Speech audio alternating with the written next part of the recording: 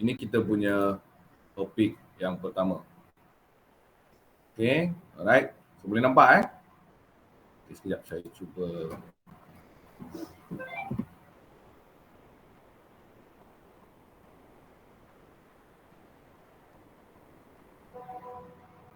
Okay, saya gunakan yang itulah. So kita tengok yang ni Okay, so kita share. Alright, so ini topik kita yang pertama. Okay, topik kita yang pertama, risk management. Okay.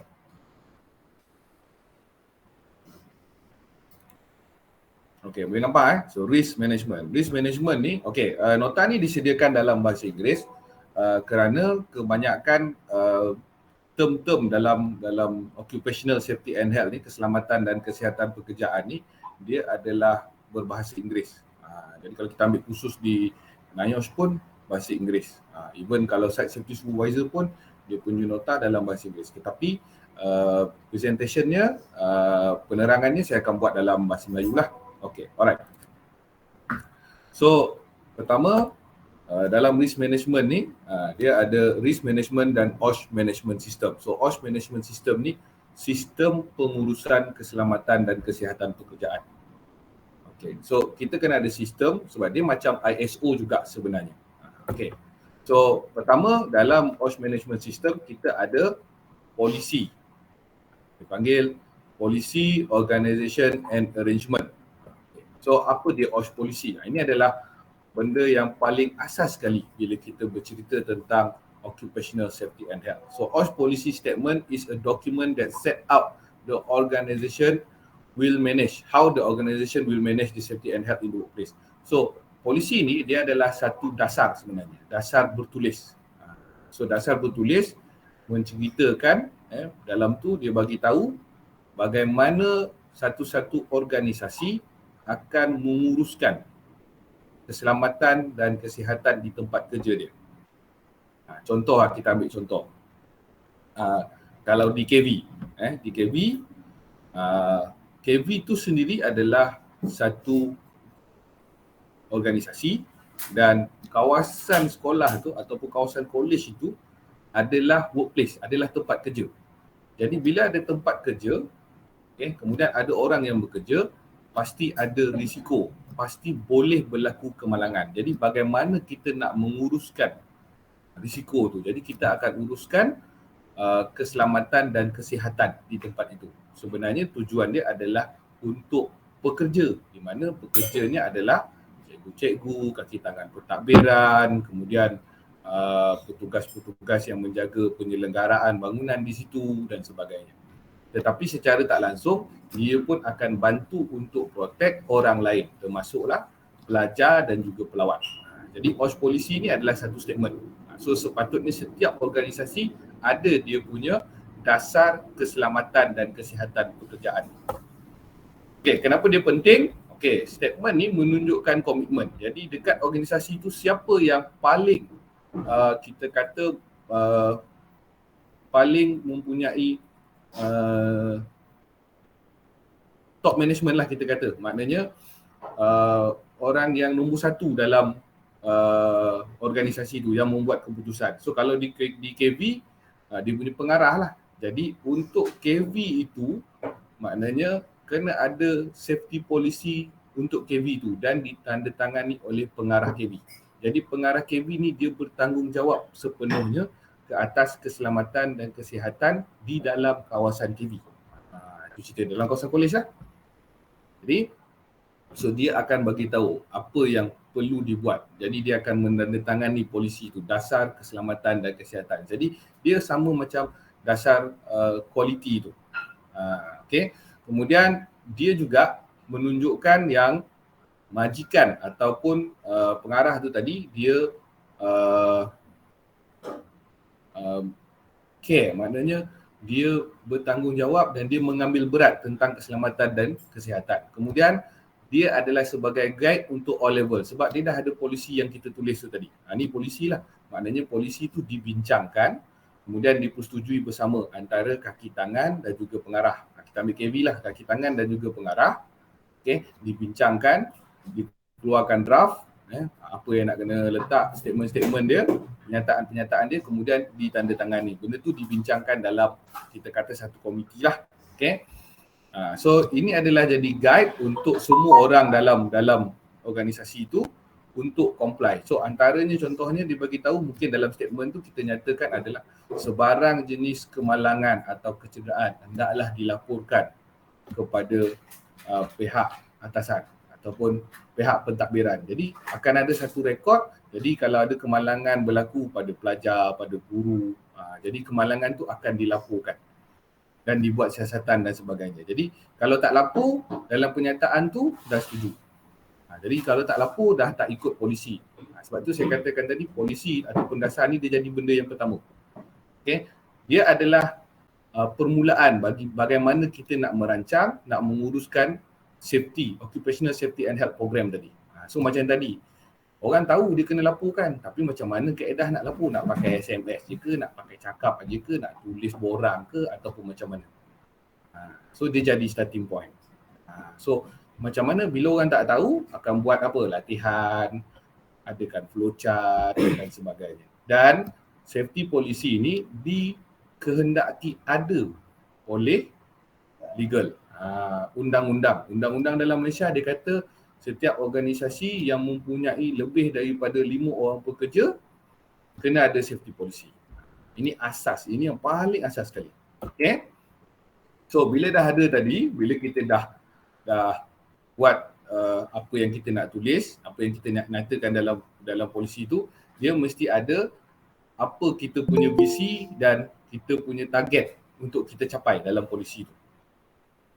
So biasanya dia akan cakap kat situ zero fatality ataupun zero incident ataupun zero injury. Dalam safety, kita punya target ataupun kita punya goal adalah kita tak nak berlaku semarang kemalangan, kita tak nak berlaku kecederaan. Okay? Kemudian ada objektif and target. So objektif dia antaranya apa? Meningkatkan keselamatan dan kesihatan di dalam kawasan KB. Jadi nanti akanlah bila kita kata nak meningkatkan tu ada objektif. So apa yang kita buat untuk meningkatkan? Contohnya parking kereta, laluan pejalan kaki, laluan pelajar. Kita tak nak ada longgar tak nak ada kawasan yang licin, longkang yang tak tertutup, longkang yang besar. Kemudian ada cermin yang retak yang tak di repair dan sebagainya. Jadi kalau tak boleh repair, kita nak letak signage dan sebagainya. So itu dia. So implement policy by making arrangement. So kita dah ada satu pernyataan tadi. So kita nak pernyataan ni menjadi dasar ni, menjadi kenyataan. Jadi kita akan buat banyak kaedah supaya kita boleh capai kita punya dasar. So macam mana? Antaranya adalah organizing. Kita mewujudkan aktiviti-aktiviti lah. So dalam tu pun kita sebut sebagai OSH program. Kemudian appointment. Appointment ni kita melantik. So sebab itu bila di satu-satu organisasi lebih daripada 40 orang, kita akan buat safety and health committee. Sebab tu kalau kita kata di dalam satu-satu syarikat, kadang-kadang ada syarikat dia kecil je, dia tak besar mana pun. Sebab macam contoh bila kita kata pemprosesan makanan. Pemprosesan makanan. So pemprosesan makanan, mungkin ada orang yang dia buat pemprosesan makanan tapi bukan dalam skala yang besar. Contohnya dia buat industri hiliran lah kita kata, buat kerepek. Kan? Tak mungkin orang yang buat kerepek tu ada 30-40 orang pekerja. Sebab kalau 40 orang, 50 orang pekerja itu dah jadi macam kilang dah tu. Jadi mungkin dia bermula kecil, okay, buat kerepek pisang. Kalau ni pun pisang salai contoh. Dia buat pisang salai. Mungkin dari segi bahan, peralatan dan sebagainya tak banyak. Mungkin pekerja dia dalam family members je. 7-8 orang family members je. Okay. Jadi dia akan buat, dia tak perlukan kepada safety committee. Jadi tapi dia perlu berbincang lah, maknanya mengadakan mesyuarat. Safety committee tu tak wajib dari segi kita kata perundangan. Tapi kalau 40 orang dia wajib. Okay. Kemudian bila dah ada polisi ni, ini yang satu perkara yang kita boleh observe. Ini nanti kalau cikgu-cikgu pergi ke KFC, McDonald, 7-Eleven. Ini boleh tengok sebab biasanya kalau company-company yang kita kata besar macam ni, multinational company ni, dia ada tampal polisi dia. Tapi mungkin sebelum ni kita tak ambil endah. Tapi sebenarnya kalau kita masuk dekat 7-Eleven, dekat dia punya papan kenyataan tu, kalau dulu nak cari rumah sewa kan dekat 7-Eleven kan, dia punya papan kenyataan tu, boleh tengok ada dia tampal kat situ. Sama juga KFC pun dia ada tampal. KFC biasanya dia akan tampal lepas tepi daripada dia punya cash register tu, tempat kita order tu. McDonald pun sama. So boleh tengok lah, boleh observe. Itulah kita kata safety policy. Kemudian cara dia communicate, itu salah satu dia. Dia display. Announce and display the statement. So kalau kita dekat KV, mungkin dekat bengkel pemprosesan makanan ni tadi, so dekat bengkel mungkin boleh letak polisi tu. Jadi student tahu, pelajar tahu. Kemudian dalam masa yang sama, pelawat pun tahu, KV ni ada safety policy. So announce and display. So display tu kita pamerkan lah, macam kita pamerkan gambar dan sebagainya. Kemudian communicate responsibility. So communicate responsibility ada banyak kaedah. Antaranya kita boleh buat secara verbal, secara briefing. Panggil sekejap, okey kita nak brief, ni kita punya polisi, okey setiap orang ada tanggungjawab dia, okey kalau cikgu-cikgu tanggungjawab dia macam ni. Sama juga macam kalau kita ambil contoh yang saya kata tadi, industri pemprosesan makanan tadi, okey orang yang menjalankan perusahaan tu, dia dah bincang, okey kita ni lebih daripada 5 orang, kita kena buat polisi. Saya dah berbincang 3-4 orang, ini kita punya polisi. Jadi pekerja-pekerja pun kena tahulah polisi kita ni dia. So tak semestinya polisi tu dalam bahasa Inggeris atau bahasa Melayu. Okay, jadi boleh juga supposed to be dalam bahasa Melayu lah. Tetapi kalau mungkin yang buat tu mungkin dia buat Maluku, dia orang India, boleh juga dia tulis polisi dia dalam bahasa Tamil. So sebenarnya tak salah, tapi bahasa Melayu tu wajib ada sebab dalam legal dia kata OSH polisi hendaklah ditulis dalam bahasa kebangsaan. Okay, jadi kita punya Malaysia bahasa kebangsaan dia bahasa Melayu. So bahasa Melayu lah. Until one day mungkin tiba-tiba tukar Perdana Menteri 3-4 kali, Perdana Menteri kata kita tak nak, kita nak cakap orang putih je semua. Cakap orang putih, polisi tukar jadi orang putih lah. Tapi boleh buat 3-4 bahasa, tak ada masalah. Okay. Kemudian tu tadi communicate responsibility. Kemudian kita akan support juga melalui OSH program. So OSH program ni mungkin kita nak buat safety week. Masa safety week tu kita bagi tahu kita punya polisi. Kemudian monitor and revise as necessary. So biasalah dokumen kita akan revise. So biasanya yang ini 2 tahun ataupun setahun sekali. Tapi jaranglah orang nak buat setahun sekali. Biasanya yang normal practice-nya adalah 2 tahun sekali. Okay, alright. Okay cikgu, ada persoalan tak tentang tu tadi?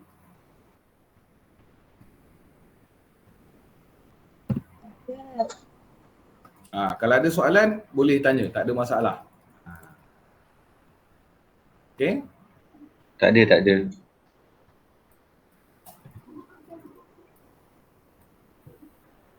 Okay, tak ada Alright, so kalau tak ada, saya ada soalan. Sebab nanti akan ada, habis yang ini, nanti kita akan ada assessment. Assessment. So assessment ni nanti pukul, sekejap saya cek jadual. Pukul 11.30. Sebab kita akan habis awal. Biasa kita tak habis awal lah sebab sebelah petang pun kita akan sambung. Okay.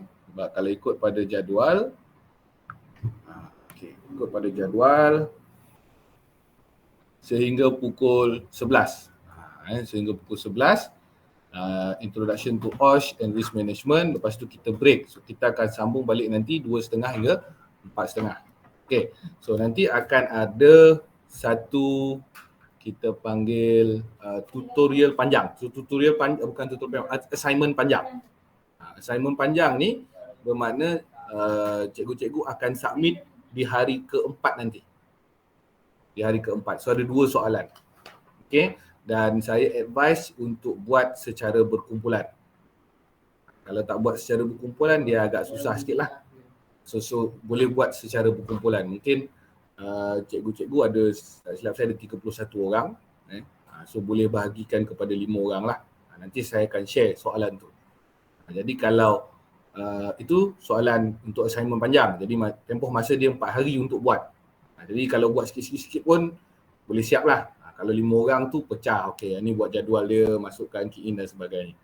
Okey, lepas tu setiap pukul 11 nanti akan ada saya bagi sebab dia offline, saya akan bagi link untuk Google Form. Kat situ ada soalan yang perlu dijawab, tak banyaklah, 20 soalan je.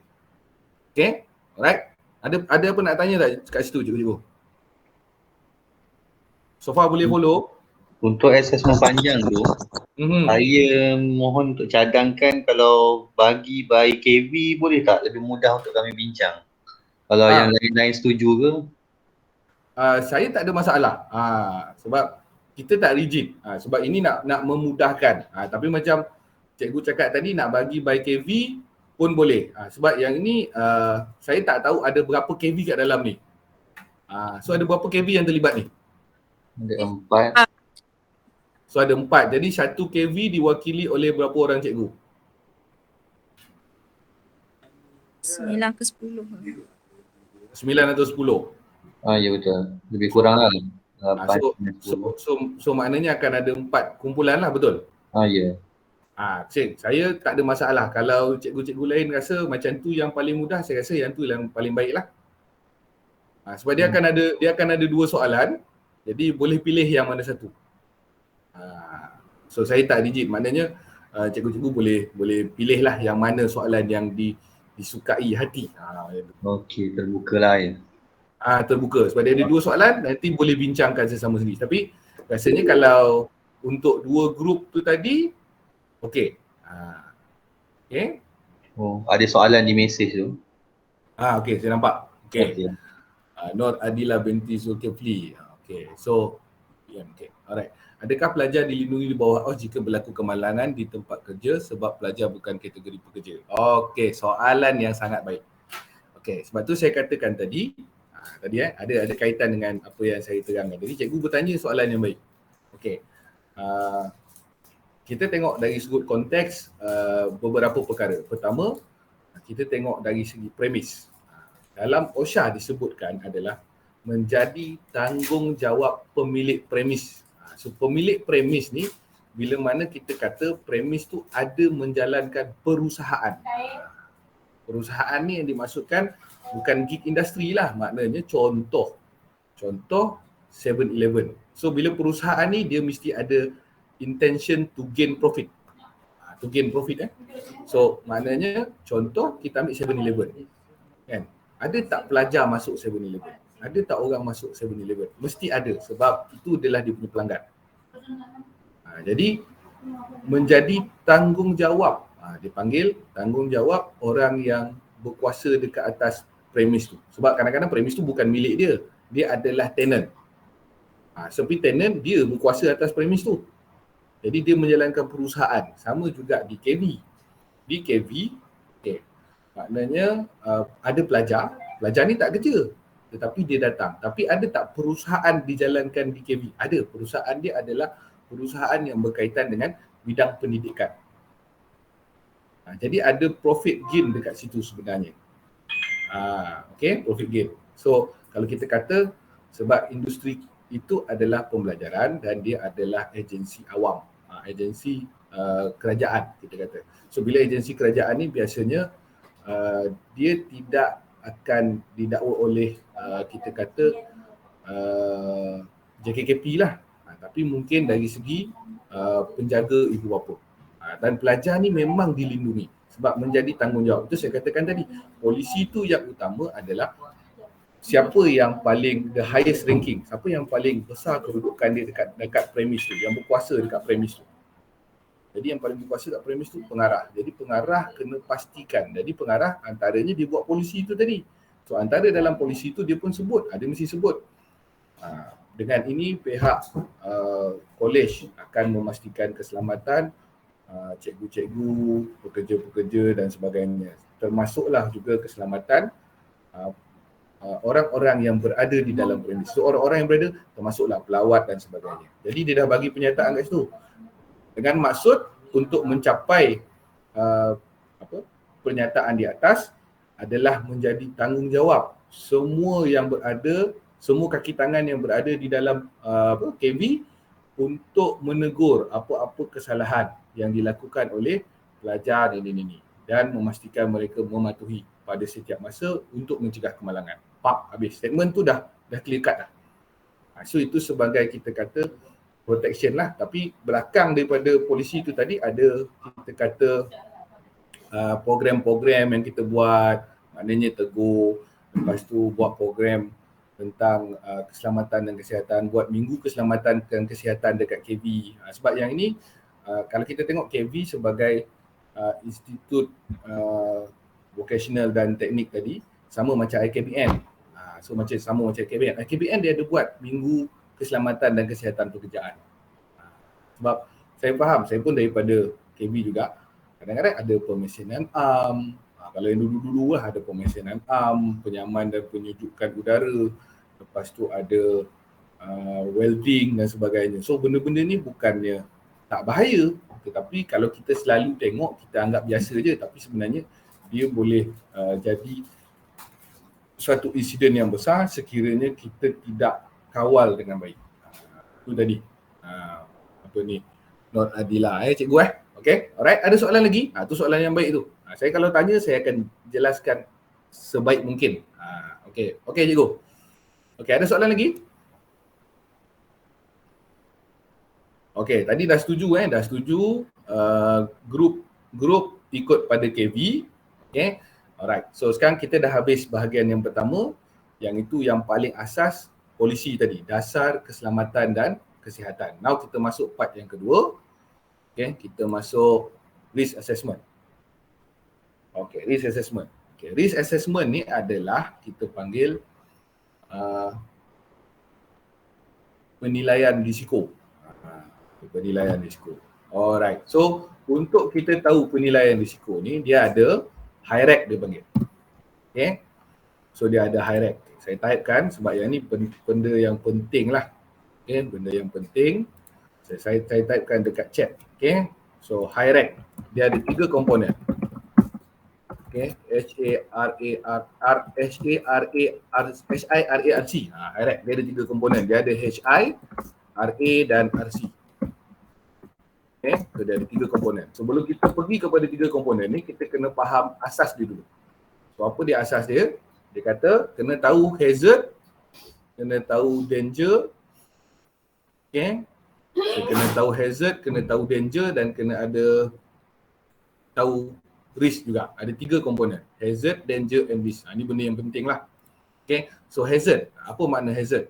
A source or a situation with a potential for harm in terms of human injury or ill health, damage to property, damage to environment or combination of this. So apa maksud dia? Baca senang semua orang boleh baca, tapi nak fahamkan dia tu satu perkara. So dia kata sumber situasi yang berpotensi mendatangkan kemudaratan. Kemudaratan macam mana? Kemudaratan dalam bentuk kecederaan, penyakit pekerjaan dan kerosakan harta benda, termasuk juga kerosakan alam sekitar or combination of this. So macam mana nak terangkan? Okey, maknanya sumber atau situasi. Sumber, okey, katalah kita ambil minyak masak. Sebab pemprosesan makanan ni, okay, minyak masak. So bila minyak masak, kalau kita nak masak, kalau kita masak dekat rumah sikit je, betul. Tapi kalau kita buat satu industri, maknanya industri macam contoh tadi saya kata buat kerepek pisang. Kerepek pisang. Nak keluarkan 1 tan kerepek pisang. So berapa banyak minyak yang kita nak pakai? Banyaklah. Jadi minyak tu kita panaskan. Jadi sos dia adalah minyak. Okay. Situation dia minyak panas. Boleh tak minyak panas ketika kita menggoreng ni mendatangkan injury, ill health, damage to property, damage to environment? Boleh tak dia mendatangkan kemudaratan kepada kita? Boleh tak kita kena minyak panas? Kalau dari segi penyakit pula, penyakit macam mana yang boleh jadi? Mungkin masa kita menggoreng tu kita tunduk banyak sangat. Tunduk, lama-lama sakit pinggang. Sebab tak automation. Kita tak buat automation, kita buat manual. Okay, angkat. Lepas tu 1 tan. Lepas tu nak potong pisang tu. Kalau tak ada teknologi makanan ni memang ni, tapi pisang tu macam mana pun kena angkat. Tak mungkin daripada 1 tandan tu terus campak, terus slice, tak boleh. So angkat satu tandan tu, itu kalau satu tandan, kalau satu tan output dia kita nak buat berapa banyak tandan pisang yang kita nak angkat. Jadi itu akan menyebabkan apa? Human injury or ill health. Damage to property, damage to environment. Damage to property macam mana? Kita masak guna api. Ada kebocoran gas, boom, terbakar. Itu damage to property. Bila terbakar, rosaklah. Banyaklah barang yang rosak. Kita punya bengkel masakan dan sebagainya. So environment, minyak tu kita nak buat macam mana? Itu kita kata hazard. Maknanya source or situation, situasi atau sumber yang berpotensi mendatangkan kemudaratan. Dia belum mendatangkan kemudaratan lagi, tapi berpotensi. Okey, kepada kita dari segi kecederaan, penyakit ataupun kerosakan harta benda ataupun kerosakan alam sekitar ataupun kombinasi. Ada ketikanya bila berlaku insiden tu daripada source tu tadi ataupun situasi tadi, banyak benda yang damage. Okey, itu adalah hazard. Okey, boleh faham tak yang ni? Yang ni kritikal ni, kena tanya betul-betul ni. Boleh faham tak? Faham. Kalau faham saya nak kaji ni, saya nak tanyakan ni. Sebab ini penting, ini sangat penting. Kalau tak boleh apa kata absorb maksud dia tu susah sikit. Sebab saya dari segi pengalaman saya, orang yang jadi safety officer pun, yang jadi safety manager pun kadang-kadang dia terhilaf kita panggil. Terhilaf definition ni. Kan? Cikgu dia ajar dulu benda lain, betul, bila dia faham benda lain. Itu definition. Okey, saya nak tanya. Okey, saya panggil cikgu je lah. Cikgu Anis. Cikgu Anis. Anis diam je. Cikgu Anis. KVPC. Cikgu Anis. Ada? Dia tak ada mic.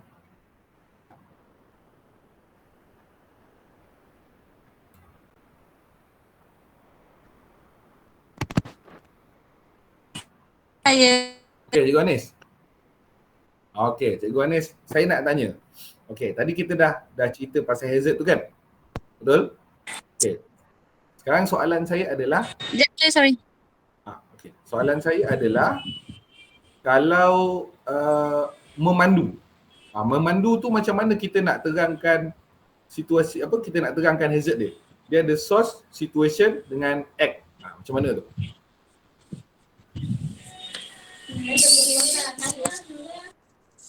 Source, situation and act. Source tu asas dia. Okey, so macam mana kita nak terangkan, okey, apa yang boleh menjadi kemudaratan semasa kita memandu? Sebab dia kemudaratan. Hazard ni boleh mendatangkan kemudaratan. Situasi, source ataupun act yang boleh mendatangkan kemudaratan. Kemudaratan tadi penyakit, kecederaan, kerosakan harta benda, kerosakan alam sekitar. So macam mana contoh dia? Macam tayar kereta source yang tidak dibaiki dengan cek molek, maksudnya kita tak check ke sebelum pemanduan tu. Situation tu macam situation yang macam sedang hujan, tengah hujan tu. Itulah suasana tu hujan. Alright.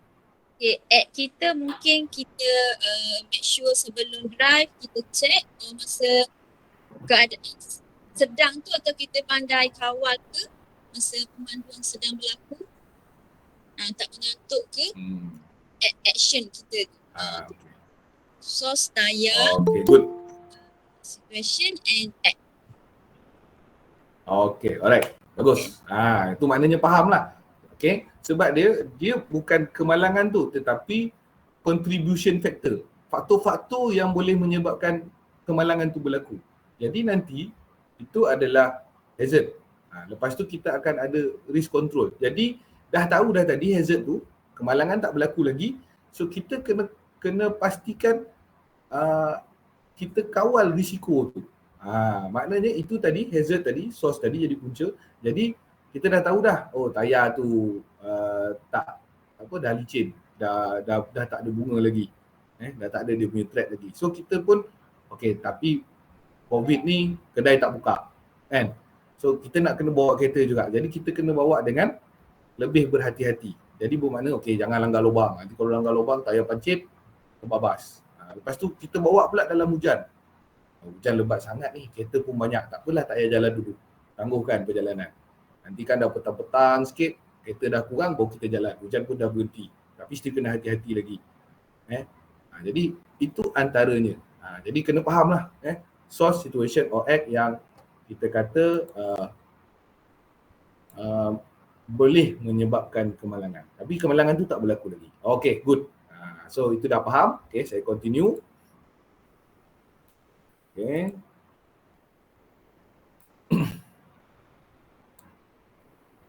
So itu tadi. Kemudian danger relative exposure to hazard. Maknanya pendedahan relatif kepada hazard. Jadi hazard tu tadi itu yang kita bawa kereta. Tapi macam sekarang kita dekat rumah tengah duduk, ada tak kereta kat jalan? Ada.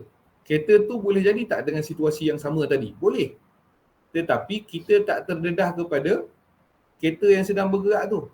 Jadi dia tak menjadi bahaya kepada kita, tapi bahaya kepada pengguna jalan raya yang lain. Faham Jadi kalau kita tak terdedah kepada hazard tu, dia tak danger kepada kita. Itu direct lah, straight to the point. Okay. Kemudian kita ada risk. Ini pun penting. Risk ni apa dia? Kombinasi antara likelihood dan combination of likelihood of an occurrence. Maknanya kemungkinan kejadian tadi berlaku. Macam kita kata, tayar licin, mungkin nanti boleh terbabas. Tapi tak tahu lagi terbabas ke tak, mungkin tak jadi. Tapi ada kemungkinan. So maknanya likelihood of an occurrence of hazardous event with specified period or specific station. Lepas tu dia kata kemungkinan untuk dia berlaku. Kemudian kalau berlaku, berapa teruk? Severity. Severity of injury or damage to the health of people, property, environment or any combination of this caused by the event. Maknanya kita dah tahu tadi hazard dia, tayar kereta tu dah kita kata licin, tak ada tread dia, bunga dah tak ada. Kita mungkin boleh terbabas. Kalau terbabas, mungkin kita boleh mati. Mungkin tak mati, mungkin patah. Mungkin tak patah, luka je. Tapi kita akan tengok severity tu kebanyakannya terjadi. Kalau terjadi tadi, likelihood dia tadi, kalau jadi kebanyakan kesnya jadi teruk ke tak teruk. Itu kita kata severity, keterukan. Okay, clear tak yang ni? Okay, clear tak yang ni? Clear. Clear Maknanya kalau saya buat kat sini, tadi kita dah cerita hazard. Hazard dah faham kan, betul? Okay. Saya type dekat ni. Okay, hazard dah faham. Okay, hazard dah settle. Kemudian ada risk. Risk sama dengan likelihood kali dengan severity. Maknanya kemungkinan dia berlaku dengan keterukan. Jadi maknanya bawa kereta tayar bunga tayar dah tak ada. Okey, jadi boleh terbabas. So kita tengok. Kena ada satu kita panggil data lah untuk kita tengok. Mungkin dalam kawasan yang kecil atau kita nak tengok kalau di peringkat nasional, kalau JKJR dia kira semua. Sesatu Malaysia lah dia kira. Okey, dekat Malaysia orang terbabas disebabkan tayar botak ni ada berapa. So mungkin dalam setahun ada 30,000 kes. Kan? So sebulan ada berapa ribu kes. Jadi kemungkinan untuk dia berlaku adalah tinggi. Tapi kalau dia kata dalam setahun 2 kes je. 12 bulan 2 kes je. Ada 2 orang yang terbabas disebabkan oleh tayar botak. Jadi 2 orang. Tapi 2 orang ni bila dia terbabas, dua-dua mati. So severity dia tinggi. Tapi kalau 30,000 kes tadi, likelihood dia tinggi. Tapi bila terbabas, semua lebam je sikit kat dahi. Semua lebam je kat dahi. Tempat lain tak ada. Patah ke apa semua tak ada. Jadi dia punya severity rendah. Keterukan dia tu. Keterukan dia rendah, tetapi dia punya kita kata likelihood tinggi. Ni dia punya maksud. Okay. Kalau nak mudahkan, kita ambil macam pelajar lah. Ada 30 orang pelajar. At the end of the session tu, pelajar tu 30 orang akan mencapai grade A. Yang gagal 3-4 orang. Jadi ada likelihood, ada severity dia kat situ. Sama lah. Dia lebih kepada analytical lah. Okay. Alright.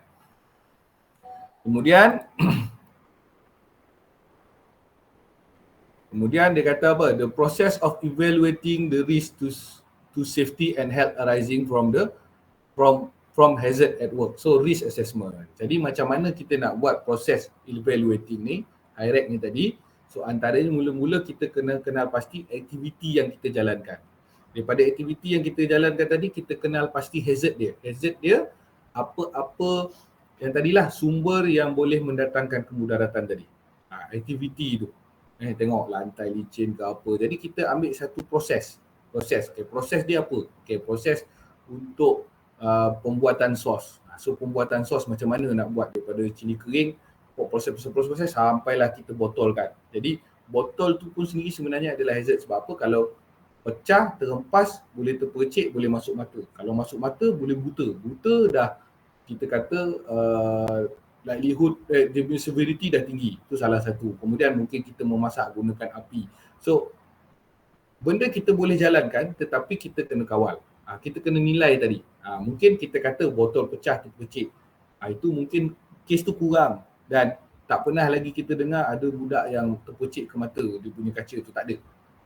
Jadi dia punya likelihood dengan severity dia tu rendah. Sebab benda yang sama je macam kat rumah. Anak makan guna pinggan. Kan? Dah bertahun-tahun kahwin tak pernah lagi anak pecahkan ni. Tapi bila sampai bab cucu pegang pam pecah. Bapak dia, makcik-makcik dia buat, tak buat pula. So benda boleh berlaku, kita tengok pada likelihood dengan severity. Kemudian proses tu tadi, kemudian untuk risk assessment ni kita mesti dokumentkan. Sebab apa? Risk control in OS management. Jadi bila kita dokumentkan, kita boleh refer semula. Itu dia punya kaedah lah. Kemudian untuk future reference and review. Jadi bermakna masuk pelajar baru ataupun masuk pekerja baru dalam industri tu, kita dah beritahu, okay, kita ada ni, ini kita punya dokumen, ini kita punya risk assessment. So you kena tengok, ni kalau you buat ni dia punya bahaya-bahaya. Jadi kita boleh nampak. Jadi senang kita nak refer, orang nak tengok. Nak mudahkan lagi, kita boleh buat dalam bentuk chart, gambar, logo dan sebagainya. Okay. Kemudian risk assessment basic principle. Integrate risk management as part of planning at all level of business. So yang ini sebenarnya dia lebih kepada, maknanya bila orang tu nak buat satu-satu perusahaan, perusahaan, dia dah dari peringkat awal lagi dia dah tengok dah. Dan bila orang buat perusahaan, dia kena accept risiko dia. Termasuklah risiko perniagaan tu, rugi dan sebagainya. Jadi bila dia buat, dia kena accept. So antaranya contoh macam orang buat food truck. Food truck mungkin kita nampak biasa je, tapi kalau food truck yang buat macam daging, buat kambing, stik kambing kan. Jadi dia punya bahagian hadapan tu sebenarnya panas. Jadi kalau ada budak sekolah rendah pegang, melecup. Ini kesnya pernah jadi pada saya. Jadi bila dia tahu risiko tu, accept all risk, make risk decision. Maknanya dia kena faham bila dia buat tu, dia kena kawal risiko tu dan dia kena uruskan risiko supaya tidak menjadi kepada dia tak jadi kepada kemalangan tadi. Okay. Kemudian yang ni scope dia, routine and non-routine activity including emergency. Okay, termasuklah emergency. So risk assessment. So contoh, bila kita kata memasak.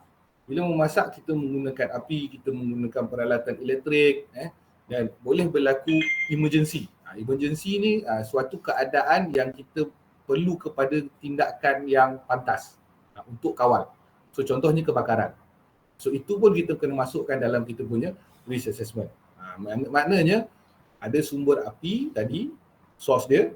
So boleh tak berlaku kebakaran? Kita tengok pada likelihood dengan severity, berapa banyak kes kebakaran. So ada tadi ada berapa 4 kV kan? Ada tak pernah jadi. So tak pernah jadi tapi boleh berlaku. Kita letakkan dia rendah. Kita ratingnya dia 1 hingga 5. Lepas tu kalau berlaku kebakaran, apa dia punya keterukan dia? Jadi severity dah, severity. Adakah habis satu sekolah terbakar ataupun satu bangunan kecil je ataupun peralatan saja. Lepas tu apa langkah kawalan dia? Selangkah kawalan tu yang kita nak implement. Itu cerita dia. Okay. So have all activity of all personnel having access to the workplace including subcontractor and visitor. Ini pun satu hal juga. Sebab apa? Kadang-kadang barang-barang yang kita ada, kita tak boleh servis sendiri. Antaranya aircon. Ada subcontractor yang datang, itu servis aircon. Tukar atap. Ada subcontractor, buat wiring, ada subcontractor. So bila subcontractor ni datang pun, Macam tadilah daripada polisi tadi, pengarah dah ada dah. Jadi pengarah akan bagi tahu kontraktor yang datang tu, okay, you akan ada cikgu yang akan monitor you punya kerja ni. Sebab kita tak nak you buat nanti you terjatuh, kita jadi masalah pada ni. Sebab tanggungjawab saya bila you masuk dalam kawasan ni. Itu cerita dia lah, kaedah dia. Okay. Kemudian facility at the workplace whether provided by the organisation or others. Ini pun satu hal juga. Contoh. Bila berhadapan dengan pelajar-pelajar ni, maknanya macam saya lah, berhadapan dengan anak-anak saya, kadang-kadang dia orang ni ada kita kata, saya tak kata nakal lah, dia orang ni curiosity. Macam vending machine kan, vending machine. So dia orang masukkan duit boleh keluar air. Air ni tak nampak kan. Lepas tu kadang masukkan duit, tekan, air tak keluar, duit tak keluar balik. Ni masalah ni. Macam mana nak selesaikan masalah? Jadi dia dah jadi curiosity, dia fikir mesti ada kaedah yang boleh buat. Jadi dia pun masukkan tangan dia tersekat. Tetapi facility at workplace whether provided by the organisation or other. Maknanya vending machine tu bukan provided by KB. Vending machine tu provided by orang luar. Tetapi dalam KB. So yang itu pun kena tengok, kena masukkan dalam risk assessment kita. Sebab tu kadang-kadang risk assessment ni dia sampai melangkau di luar kawasan. Sebab macam contoh pelajar sekolah rendah nak melintas jalan utama. Kan ada traffic controller kan dekat luar tu, warden trafik tu. Sebab tu nak bagi pelajar sekolah melintas.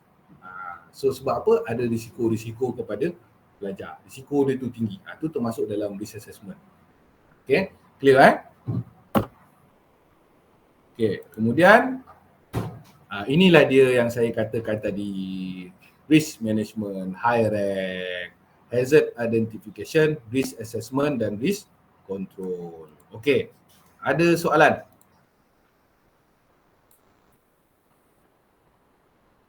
Okay, cikgu-cikgu ada soalan?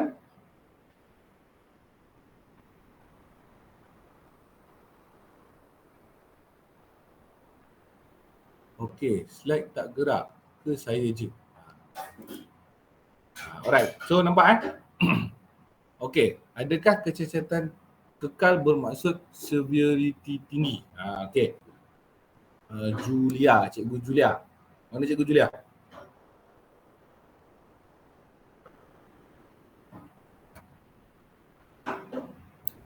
Ya, saya.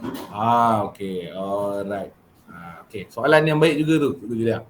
Okay, so kecacatan kekal, okay, memang betul. Memang betul. Kecacatan kekal adalah severity tinggi. Tetapi kena faham, severity tinggi kecacatan kekal ni, sebab kecacatan kekal ni pun ada banyak kategori. Okay, dan biasanya kategori-kategori ni kalau dari pihak swasta disahkan oleh doktor-doktor yang panel dekat SOSO. Sebab kalau cacat kekal, jari terputus satu ruas pun dikategorikan sebagai cacat kekal. Putus satu tangan pun cacat kekal. Putus satu tangan dah boleh jadi atlet Paralimpik. Ini tak boleh lagi. Okay, so severity dia cacat kekal. Cacat kekal tu sehingga dia mengganggu maknanya aktiviti harian sebagai manusia normal. Itu betul. So dia panggil ilat. Dalam bahasa dia panggil ilat, iaitu hilang upaya kekal. So hilang upaya kekal dia panggil. Hilang upaya kekal. Okay cikgu Clear cikgu Ya, okey.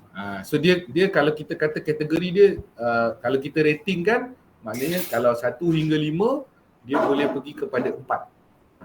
Maknanya 4 tu hilang upaya kekal, mati single fatality.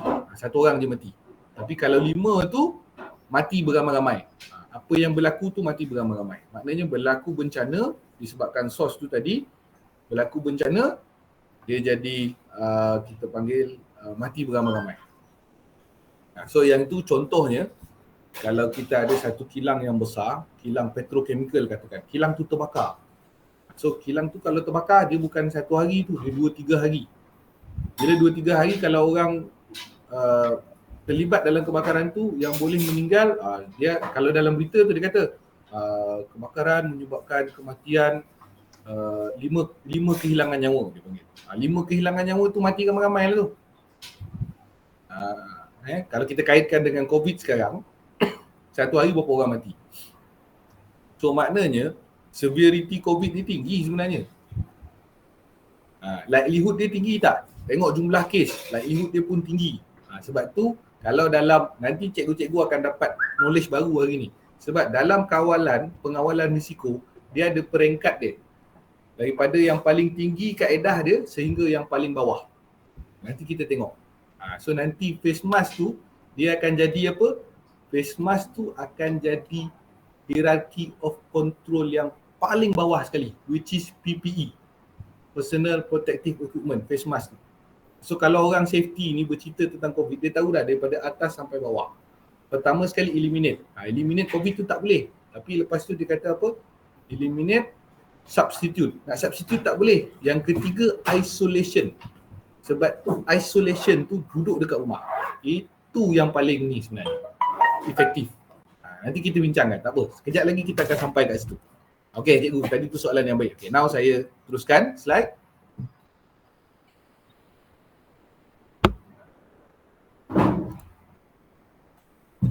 Okey, so ini kaedah dia risk management. Highlight tadi, hazard identification. Kita dah tahu hazard. Risk assessment tadi kita dah tahu nak buat penilaian risiko tadi, likelihood kali dengan severity. Okay, kemudian kita ada risk control. Now kita masuk dekat ni dulu. Okay, so ni hazard identification. So macam mana nak dapat hazard identification? Antaranya adalah melalui apa? Pertama dia ada guna, sekejap, dia guna 5M. 5M. So 5M ni apa dia? Man, machinery, material, method and media. So man orang lah manusia. So manusia dia buat unsafe act. Unsafe act contoh ni tadi macam yang saya minta puan yang ni tadi, cikgu tadi, saya kata kalau bawa kereta. Okey, so dia kata bawa kereta dalam hujan. Bawa kereta dalam hujan jangan laju. Itu unsafe act, tu manusia. Kemudian machinery installation, layout and design of equipment. Bawa kereta tadi tayar dia dah tak ada bunga. Tu machinery lah kereta tu. Kemudian material, substance such as chemical and gases used in the workplace. Okay. So apa substance kalau kita kata berkaitan dengan kereta ni? Okay, mungkin dia punya exhaust bocor masuk dalam kereta. Itu adalah material lah, substance. Okay. Kemudian dia ada method. Method kaedah. The way people carry out their work. Okay. So macam tadilah cikgu tu cakap, dia mengantuk tapi dia nak bawa kereta juga. Lepas tu dalam mengantuk nak bawa kereta, bawa laju. So itu method lah kaedah. Okay. Kemudian media, workplace condition, air quality, ventilation, lighting, noise, vibration and etc. Kawasan tempat kerja kita tu. So biasanya kitchen. Kalau tempat pemprosesan makanan ni lah kitchen. Sebab saya pernah kerja di kilang makanan. Biasanya kalau kat kitchen dia tu, tempat tu panas. Terutama dekat oven. Tempat tu panas. So bila panas kita tak selesa lah. Jadi tak selesa, panas tu akan menyebabkan kita apa? Kita akan menyebabkan kita rasa ketik, cepat penat. So macam mana nak hilangkan rasa cepat penat tu? Kita kena pastikan pengudaraan yang baik.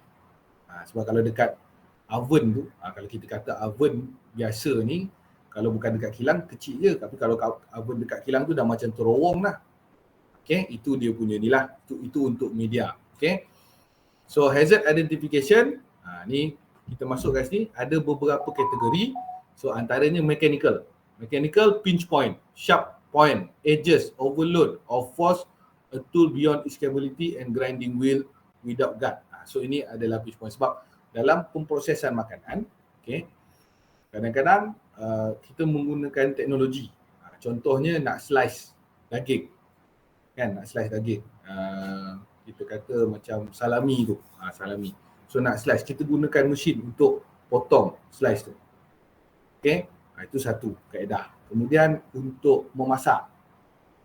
Dan memasak, kita gunakan macam roti lah ataupun biskut. Kan, kalau kita buat secara medium punya industri, dia kecil. Tapi kalau buat besar, macam contoh Pringles. Kan, sekali dia keluarkan memang banyak. Jadi dia punya dapur dan sebagainya sangat besar. So itu boleh ada sharp object, berat dan sebagainya. Okay. Kemudian electrical. So peralatan-peralatan ni menggunakan elektrik. Okay. So kalau kita kata ambil pengisar lah, kalau kita nak kisar 1 kilo, 2 kilo tu tak ada masalah. Tapi kalau kita nak kisar sampai 100 kilo, 200 kilo, so dia punya pengisar sendiri pun besar.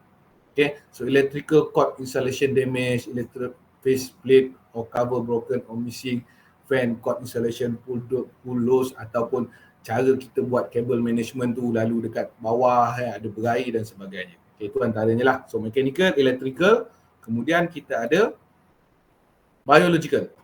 So biological ni exposed to airborne and bloodborne viruses, bacteria and fungus. So kalau kita kata COVID tu pun termasuk.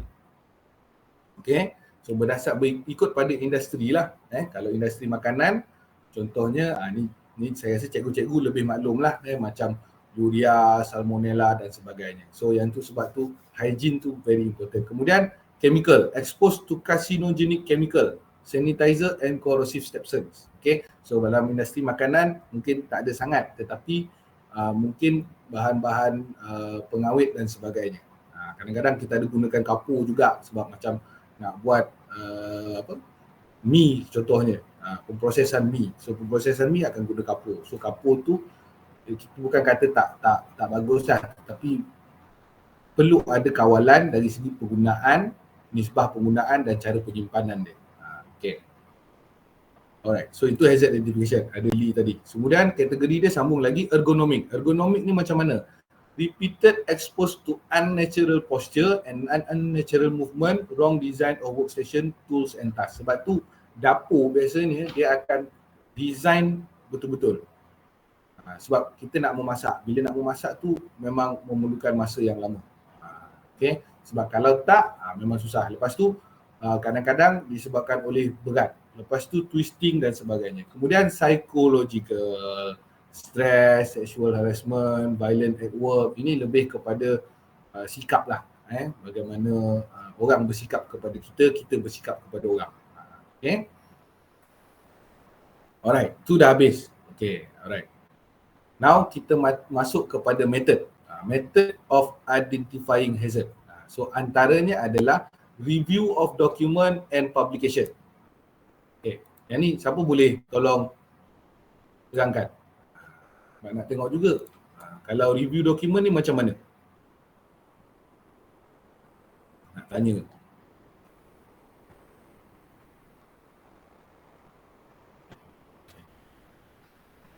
Muhammad Fikri.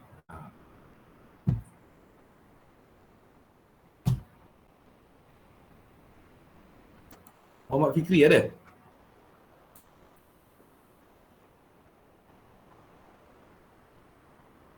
Cikgu Fikri?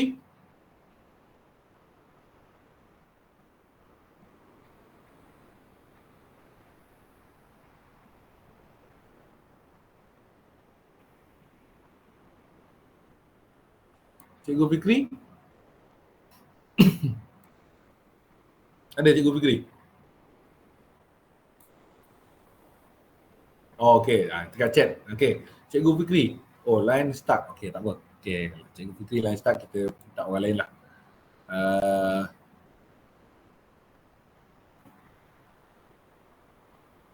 Okey. Okey, Cik Azim. Cikgu Azim. Cikgu Azim, ada? Ada ya, saya. Okey Cikgu Azim. Buka kamera tengok muka sikit. Kalau tak rasa macam saya cakap seseorang tadi kan. Okey. Cikgu Azim, boleh buka kamera?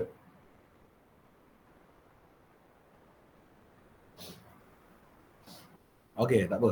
Alright, so Cikgu Azim dia kata kat sini method of identifying hazard. Tadi ada cikgu tadi kita buat secara observation lah, inspection and observation at the workplace. So kita observe kereta kita tadi. Okay, so now kita kata review of document. So kalau dekat kita kata dekat KV tu kan, kita nak cari hazard ni tadi, sumber atau situasi yang boleh mendatangkan kemudaratan tadi kan. So dokumen apa yang kita boleh review? Antaranya dokumen apa yang kita boleh review?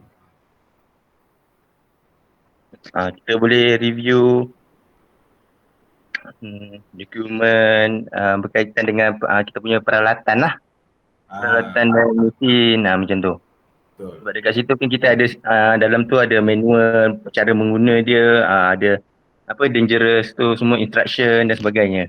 Okey, baik. Terbaik cikgu. So antaranya adalah manual peralatan. Ya. Sebab sebab bila kita bercerita tentang peralatan ni, tu saya katakan tadi, kalau kita nak buat roti, mungkin kalau kita fikir secara normal, dia buat roti kat rumah sikit makan sendiri kan. Betul? Tapi kalau kita kata dalam pemprosesan makanan, roti gardenia. Sebab saya pernah kerja kilang makanan, roti gardenia. So satu hari, berapa kilo dia pakai tepung? Macam mana nak uli? Dia tak uli pakai tangan. So dia uli guna mesin. Dan mesin dia tu kena pakai dia punya alat dan satu batch 50 kilo. Macam mana nak angkat, nak turunkan, lepas tu dia still kena ketuk, kena potong, lepas tu pecah by batch, nak campur gaulkan mesin dia tu. Kalau masuk dalam mesin tu kita pun jadi dough. Sama juga macam Coca-Cola, Pepsi, dia nak bancuh air. Memang kita beli satu botol tapi takkan dia bancuh. Kan? Jadi dia besar. Sebab saya pernah pergi melawat Coca-Cola. Jadi dia pakai piping system, dia bancuh tu. Tetapi mesin tu. Jadi antara hazard yang kita nak tahu adalah melalui kita baca dia punya manual. Itu review of document lah. Okay. Kemudian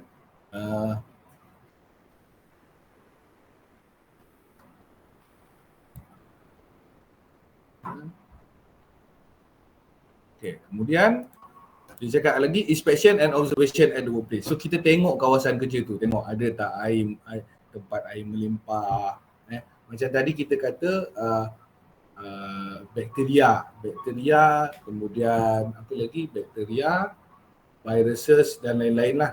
Itu kita tengok dekat tempat kita mencuci peralatan, mencuci bahan-bahan untuk kita gunakan buat produk tadilah, produk makanan tadi. So tengok dekat bawah, kan, ada tak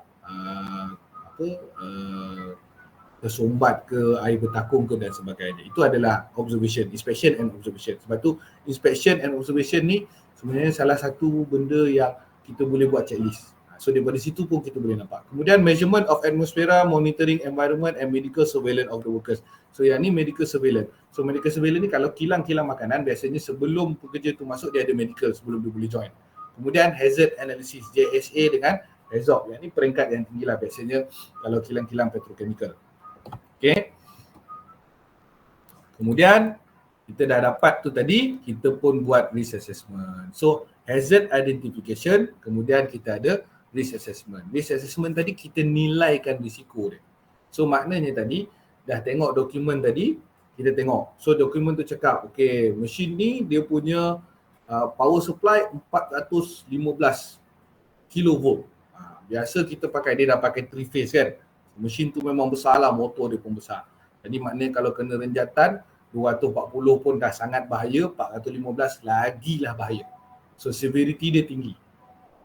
So dekat situ kita dah tahu. Tapi berapa kali pernah berlaku, kita kena tengok data. So kita kena buat research sikit lah. Ataupun tanya, tadi kan ada 4 kV kan. Tengok balik dekat kV ni, sejarah-sejarah dia ada tak pernah berlaku kemalangan yang melibatkan macam tu. Itu kaedah dia lah.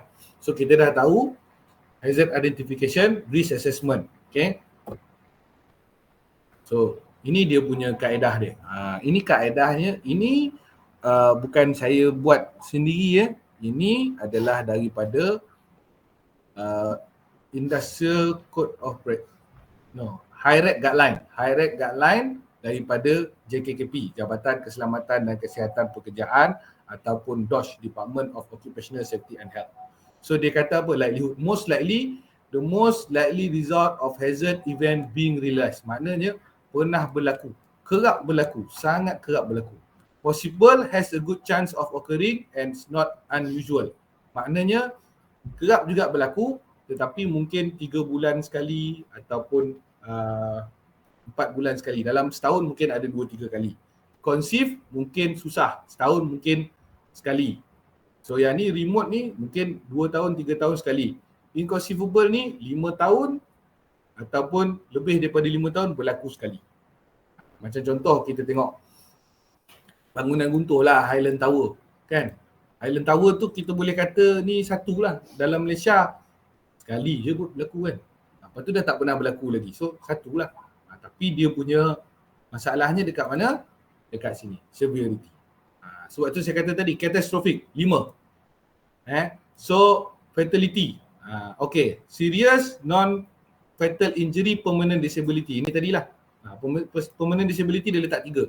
Sorry, saya tersilap sebab ini ada perubahan. Dulu saya belajar dia sampai 4 lepas tu dia jadi 5.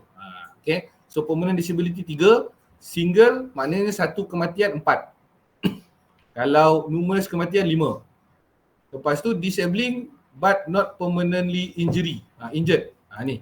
Maknanya dia tak boleh macam normal, dia kena tunggu pulih baru dia boleh normal balik. Contohnya macam patah lah. Patah dia tak consider permanent disability. Dia macam masa patah tu tak okey lah. Lepas tu bila dah okey, dah bertaut semula, dia buat fisioterapis, dia okey balik pulih macam biasa. Kalau negligible ni first aid injury, terpotong sikit. Minor ni termasuk juga jahit lah ni. Jahit pun kita consider sebagai minor. Kalau tak jahit, dia jatuh nombor 1. Okay, clear? Okay, so tadi kita kata risk assessment, dia termasuk likelihood, time dengan severity. Inilah dia punya table. So kalau 25 ni bermakna apa? Boleh katakan dalam sebulan tu 4-5 kali jadi, sekali jadi 3-4 orang mati. Maknanya hazard dia tu memang kita kena kontrol. Source, situation or act tu dia tadi kita memang kena kontrol. Okay, tapi kalau satu ni macam okay, kita ambil contoh macam pelajar ataupun kaki tangan ataupun orang yang berada di dekat bengkel pemprosesan makanan tu terkelicik dan jatuh. Okay, kelicik dan jatuh. So kita buat risk assessment dekat situ. Okay. So disebabkan oleh lantai, lepas tu ada tumpahan minyak dan sebagainya. Okay. Lepas tu boleh berlaku orang tergelincir dan jatuh. So saya nak ajak apa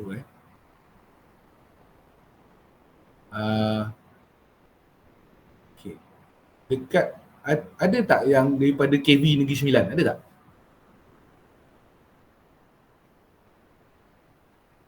Ada tak? Ada tak yang daripada KV Negeri Sembilan?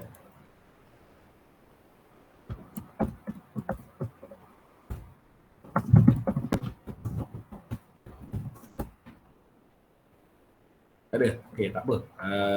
Saya tengok siapa yang saya nak ajak berbual ni.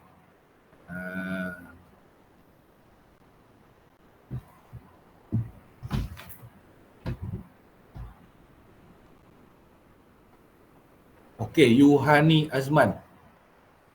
Boleh cikgu?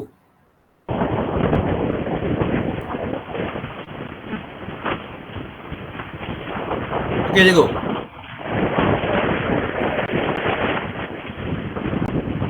Bising sikit background dia. Bising sikit background dia.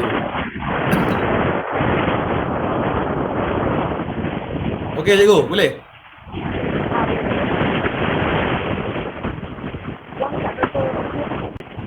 Okey, cari tempat yang ni sikit. Mungkin kipas je.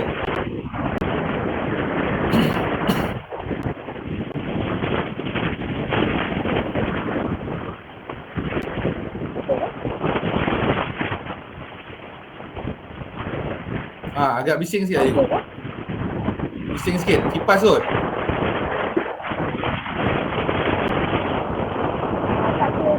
Mungkin Kak Ira tengah sibuk tu. Okey, tak apa. Okey, tak apa cikgu. KV Rembau ada. Mana KV Rembau? Ya, ada lagi. Okey. Apa cikgu? Sekejap. Puan Yuhani ni boleh stop sekejap. Okey. Cikgu Fakir kan? Fakir. Ya, saya. KV Rembau. Ya. Ada satu pengarah dulu daripada Negeri Sembilan. Apa nama dia? Daripada daripada KV Kuala Pilah tu. Okey, sebab saya tak ingat sebab saya baru 3-4 tahun. Oh, baru 3-4 tahun. Baru 3 tahun. Sebab dulu cikgu tu cikgu saya. Lepas tu dia Oh. naik pangkat dia jadi pengarah. Tapi dia dah pencen lah. Okey, tak apa. Okey. Cik Fakir, okey. Alright. Tadi situasi dia adalah di bengkel pemprosesan makanan. Okey. So kadang-kadang kita ada juga proses yang kita menggunakan banyak air, betul? Okey, betul. Okey, banyak air. Jadi itu dia punya kita tengok tadi hazard identification, betul? Betul. So ada source. Sumber dia air. Okay. Sumber dia air ada kat lantai. Lepas tu dia menjadi licin. Betul? Risiko, okey. Okey, licin. So licin keadaan tu adalah dia punya hazard lah. Okay. Betul? So betul. Yang boleh berlaku dia punya kemudaratan dia apa? Pelajar jatuh dan mendatangkan kecederaan. Okey, pelajar jatuh dan mendatangkan kecederaan. Okey. So now kita nak tentukan dia punya likelihood dengan severity. Okey. Okey. So sepanjang pengamatan ataupun dengan data yang ada, dengan perbincangan yang dibuat dengan KV-KV yang lain, 3 KV yang lain, berapa kali pernah terjadi pelajar terkelicik dan jatuh? Di bengkel. Di bengkel masakan. Kita nak cerita pasal bayi semesta, dalam 1 tahun ke? Dia punya jangka. Kita nak cerita secara kumulatif. Kumulatif, secara ni lah. Kemungkinan berlaku tu lebih kurang kekerapan dia mungkin ke 5, mungkin banyak jugalah sebab pembersihan makmal ni dilakukan setiap kali habis amali. Okey, alright. Jadi mungkin kalau dalam 1 minggu tu mungkin ataupun dalam 1 bulan tu mungkin 1 ke 2 kali boleh berlaku. Tapi tak mendatangkan kecederaan serius lah. Okey, kita tak sampai lagi kat situ. So maknanya dalam 1 minggu boleh berlaku 1 atau 2 kali. Okey, betul. Okey, 1 atau 2 kali. Okey. Maknanya kalau dari segi likelihood dia tu, kalau kita tengok pada jadual tadi kan dia kata concively ni, maknanya memang sangat kerap. Daripada 1 hingga 4 tu tadi, 1 hingga 5, berapa kita nak letak? 1 hingga 5 tadi? Mungkin 3 lah. Sebab kalau kita tengok 3, okey, sekarang saya share balik. Kalau kita tengok 3 tadi kan. Okey. Sekejap.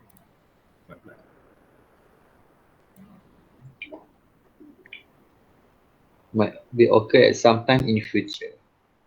Betul. Occur at some time. Nampak kan? Nampak tak? Ya, betul. Okay. So maknanya dia boleh berlaku dekat sini. Might occur at some time in the future. Lepas tu possible dia kata has a good chance of occurring is not unusual. Maknanya berlaku tak tadi budak pelajar tergelincir semasa berlaku. Macam ni might be occur at some time in the future. Maknanya jarang berlaku tapi mungkin boleh berlaku lah lagi 1 bulan 2 bulan. So kita nak letak 4 atau 5. The most likely result of hazard event being realised. Maknanya memang selalu berlaku dan benda tu biasa. Benda tu biasa. Dah jadi macam biasalah. Budak jatuh kan, tergelicik, biasalah macam tu. So kita nak letak apa? 3, 4 atau 5? Sebab dia tak ada salah betul. Dia berdasarkan keadaan yang dihadapi. Maknanya cikgu tadi saya jatuh dulu. Mungkin 5 lah untuk livelihood ni 5. Okey, lepas tu kita tengok kepada severity. Severity dia 1 lah kot, minor lah sebab dia tak mendatangkan kecederaan yang serius lah. Jadi so 5 jadi secara matematikal dia likelihood times severity 1 kali dengan 5. Jadi dia 5. Bila kita tengok kat sini, 5 dia jatuh kat mana? Okey, jadual. Ni jadual dia. Likelihood 5. Betul? Okey. Lepas tu severity 1. So dia jadi apa? Maaf cik, boleh share tak jadual tu? Kau tak nampak Tak ada. Nampak jadual. Dia punya warna tu tak ada. Dia punya warna tu tak ada. Sekejap Catat tak share. Okey, sekejap. Sebab yang ni saya kena terangkan dengan baik ni supaya faham dengan betul. Sekejap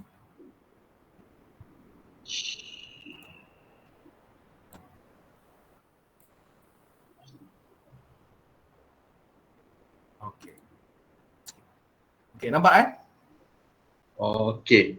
Okay, dia nak mudah kita tengok. So dia nilai. tu warna kuning lah. Jadi dia warna kuning. Warna Okay. kuning dia jadi kat mana? Okay, nampak. So Medium. warna kuning dia jadi dekat medium. So Okay. maknanya masih kalau kita tengok yang ni selalu budak terjatuh sebenarnya kita kena ambil tindakan. A medium risk, dia dah jatuh medium. Medium risk require a planned approach to controlling the hazard and apply temporary measure if required. Action taken must be documented and risk assessment including the date for completion. Maknanya kalau cikgu tengok dia kerap jatuh. Kena ada tindakan. Kena ambil tindakan. Sebab apa? Dia boleh pergi kepada merah. Okey. So dalam safety ni kita kata kita bernasib baik dia tak jadi serius. Jadi bermakna dia terkelicik, dia jatuh. Kita bernasib baik dia tak jatuh, kepala dia tergantuk dekat benda yang tajam. Ataupun dia terjatuh tu maknanya dia bukan jatuh muka dia kena pada ni, hidung dia berdarah. Kalau dia jatuh ke depan, sebab the potential untuk kita jatuh ke depan ni kita nak jatuh kecederaan serius. Okay. Betul. Sebab kita nak jatuh ke depan susah. Biasanya kita memang jatuh ke belakang. Itu memang kita punya mindset, kalau jatuh kita ke belakang. Sebab tu masuk toilet kaki kiri. Supaya kita tak jatuh ke dalam toilet, kita jatuh ke luar toilet. Sebab dia itu adalah human nature. Okay? Jadi bermakna daripada perbincangan saya dengan cikgu ni tadi, okay? Jadi bermakna cikgu dah boleh buat dah analisa risiko tu. Maknanya bahagian pertama tadi, hazard identification, kemudian risk assessment, dah boleh buat dah. Dan kena buat secara berkumpulan. Kenapa? Kita perlukan pengalaman banyak orang. Sebab mungkin orang kata, alah panjat pokok kelapa. Panjat pokok kelapa tak bahaya. Aku umur 7 tahun dah start panjat pokok kelapa. Tak pernah jatuh.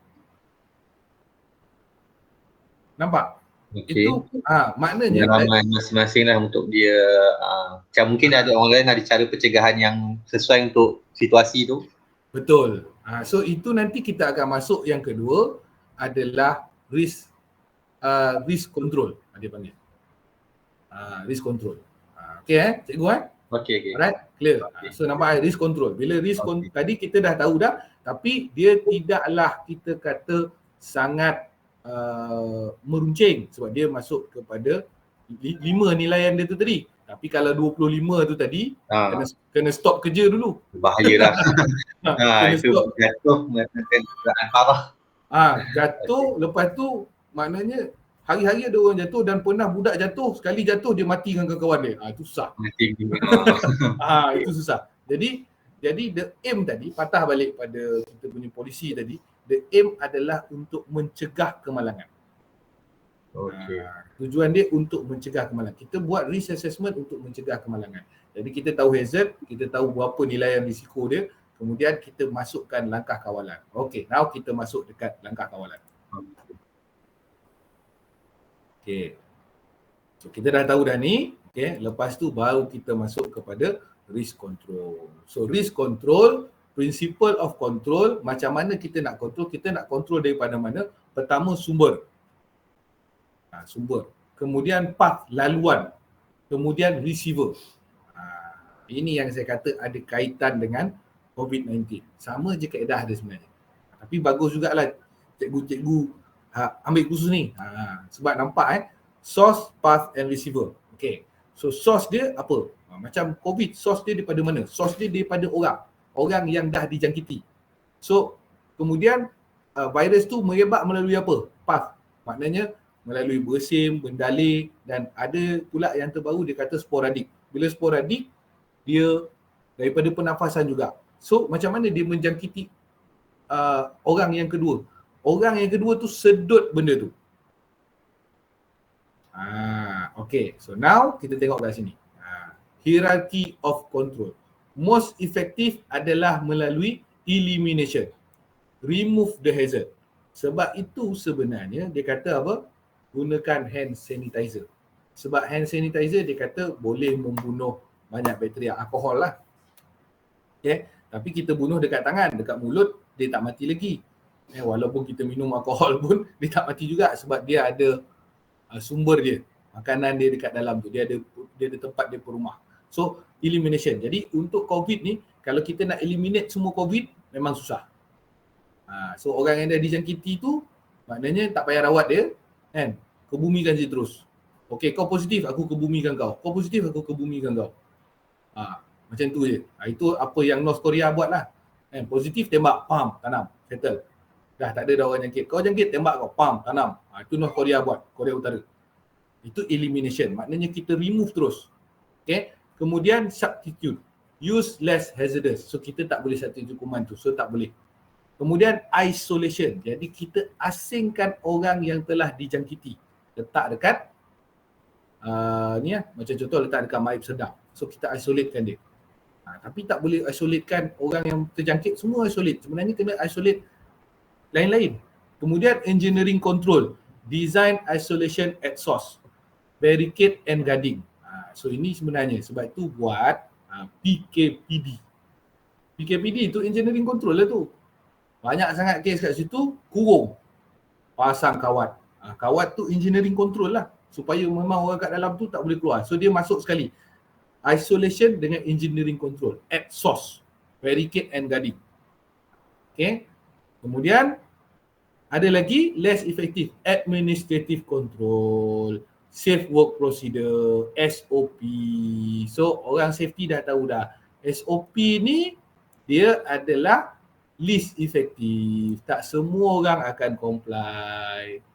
Okay. Lepas tu exposure time limit. So benarkan orang keluar pukul berapa je. Sampai pukul 8 malam dah tak boleh keluar. Pukul 8 malam dah tutup. Lepas tu training. Buatlah training. Buat video. Masukkan dalam TV. Jangan pergi sana buat tu. Penjarakan sosial. Lepas tu kita buatlah PPE last sekali. Pakai face mask. Pakai face shield. Pakai sarung tangan. Tapi ini adalah yang paling least effective. So yang paling efektif adalah North Korea tadi. Eliminate. Kau kena COVID, tembak. Boom. Selesai masalah. Tak boleh lah. Kita mengambil nyawa orang. Tak ni lah. So isolation ni fairly kita kata fairly effective. Sebenarnya eliminate ni salah satu lagi adalah orang yang kena campak kat satu pulau. So kau duduk dalam pulau tu je. Kau kena je letak kat pulau. Kau kena je letak kat pulau. Itu pun maknanya kita eliminate terus. Maknanya kau duduk sana. Kau duduk sana. Kau duduk sana. Kau duduk sana. Kena je duduk pulau. Kena je duduk pulau. Pulau je kejap sana. So itulah dia. Okay. Alright. To risk control tadi. Itu kalau kita ambil COVID sebagai contoh lah. Tapi kalau kita ambil contoh yang lantai licin tadi. Lantai licin tadi. So kita eliminate lantai licin. Macam mana nak bagi lantai tu tak licin? So kita gunakan bahan yang lantai tu tak licin. Dan bahan tu mestilah tahan air. Dan dia tak boleh create hazard baru pula. Nanti kita pasang-pasang. Lepas tu dia dah naik bakteria pula sebagainya. So macam mana nak buat? So fairly maknanya permukaan lantai tu kita tak boleh buat dia apa kita kata glossy finish. So kita kena tukar selain daripada glossy finish. Macam mana nak buat glossy finish? Bukan glossy finish. So maknanya itu dari segi design. Kita boleh gunakan macam apa? Lantai yang digunakan dekat hospital tu. So dia ada satu macam lapisan atas, ada macam polimer lah, tapi dia tak licin. Tu macam tu boleh. Okay, dan dekat hospital lah, which is kalau kita kata untuk bakteria berkembang pun agak lower lah sebab hospital kan dia sama juga ada guna air dan sebagainya. So nampak itu satulah. Okay, kemudian isolation, tak boleh lah. Engineering control, mungkin kita boleh buat supaya dia cepat kering. Mungkin gunakan pemanas, pengudaraan dan sebagainya. Okay, kemudian administrative control tadi kena pastikan sentiasa bersih, habis je terus mop, terus ni. Kemudian PPE kena gunakan maknanya kasut yang sesuai masa buat proses-proses pencucian tu tadi. Maknanya yang anti-slip lah. Okay. So safety shoe pun tak semuanya yang anti-slip. Ada safety shoe yang licin juga, terutamanya kalau ni dengan minyak. Okay. So itu antaranya. Kemudian inilah borang dia. So apa aktiviti dia, kemudian apa hazard dia tadi, source ataupun situation yang boleh menyebabkan kemudaratan tadi, kemudian apa efek dia, patah ke, luka ke dan sebagainya. Lepas tu kita tengok berapa kemungkinan dia terjadi, severity dia, baru kita boleh dapat risk rating dia. Lepas tu kita masukkan countermeasure. Countermeasure tadi yang ni kena pilih daripada elimination sampailah ke yang bawah sekali. Okay, ada soalan? Cikgu? Dah sampai high rate form ni? Dah sampai high rate form ni, ada soalan? Ada soalan? Sebab kalau ada soalan, tanya. Dia sebab ni ilmu ni kalau kita dapat ni, banyak kita boleh guna ni. Sebabnya antaranya tadi dekat administratif. Okay, administratif. Kalau cikgu tak ada soalan, saya ada soalan. Okey, nak tanya cikgu siapa? Cikgu siapa yang sudi untuk ditanya? Ada yang nak volunteer? Encik Fildarus. Ada Cik Fildarus?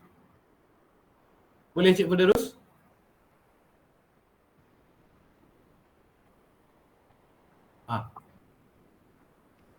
Ya saya. Okey, minta on kamera. Orang orang mana cikgu?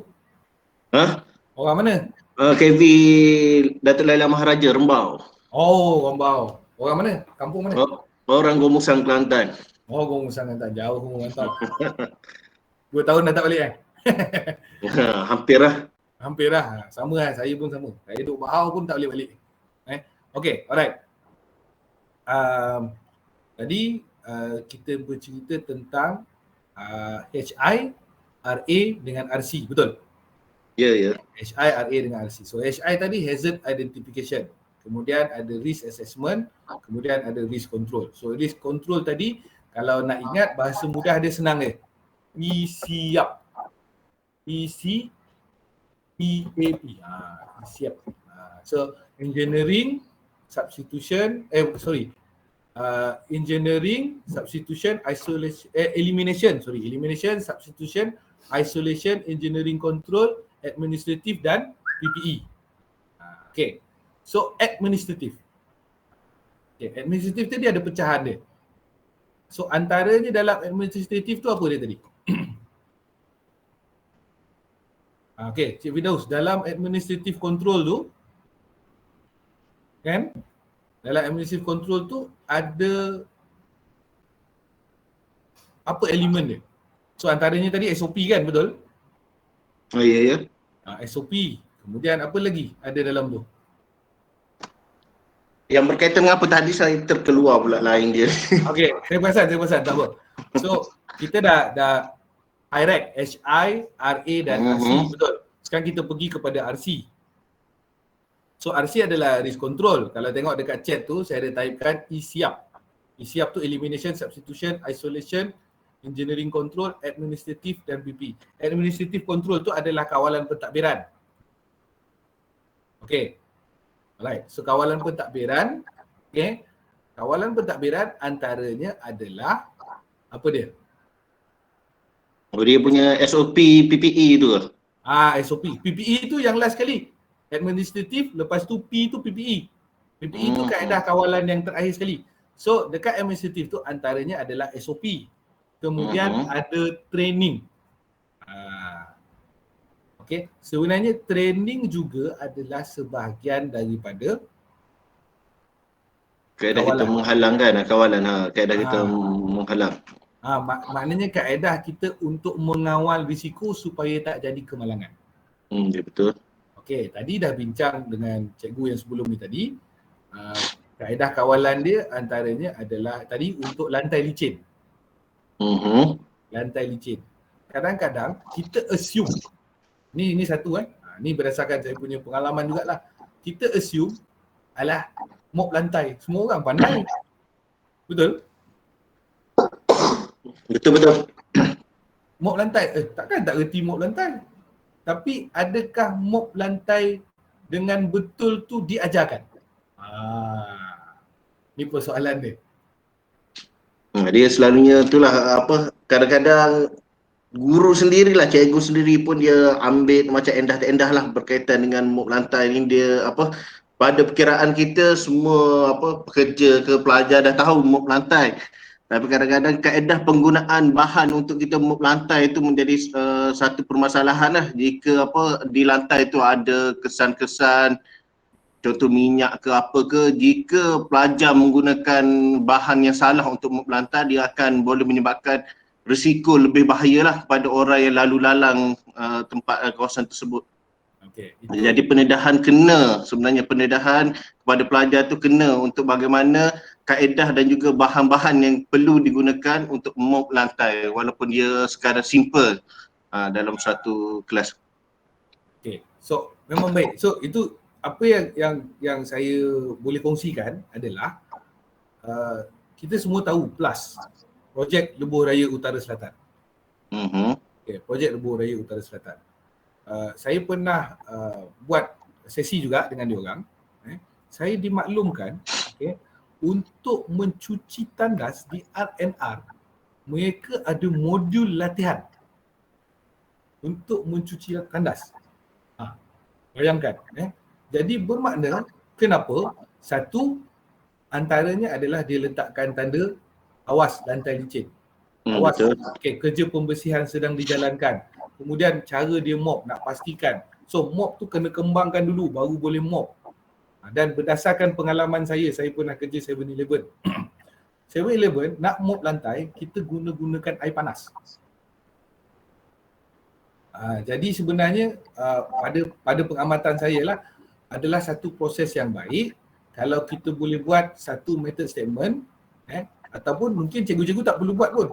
Minta pelajar tu buat method statement, kaedah, kemudian buatkan penilaian risiko pada mencuci lantai.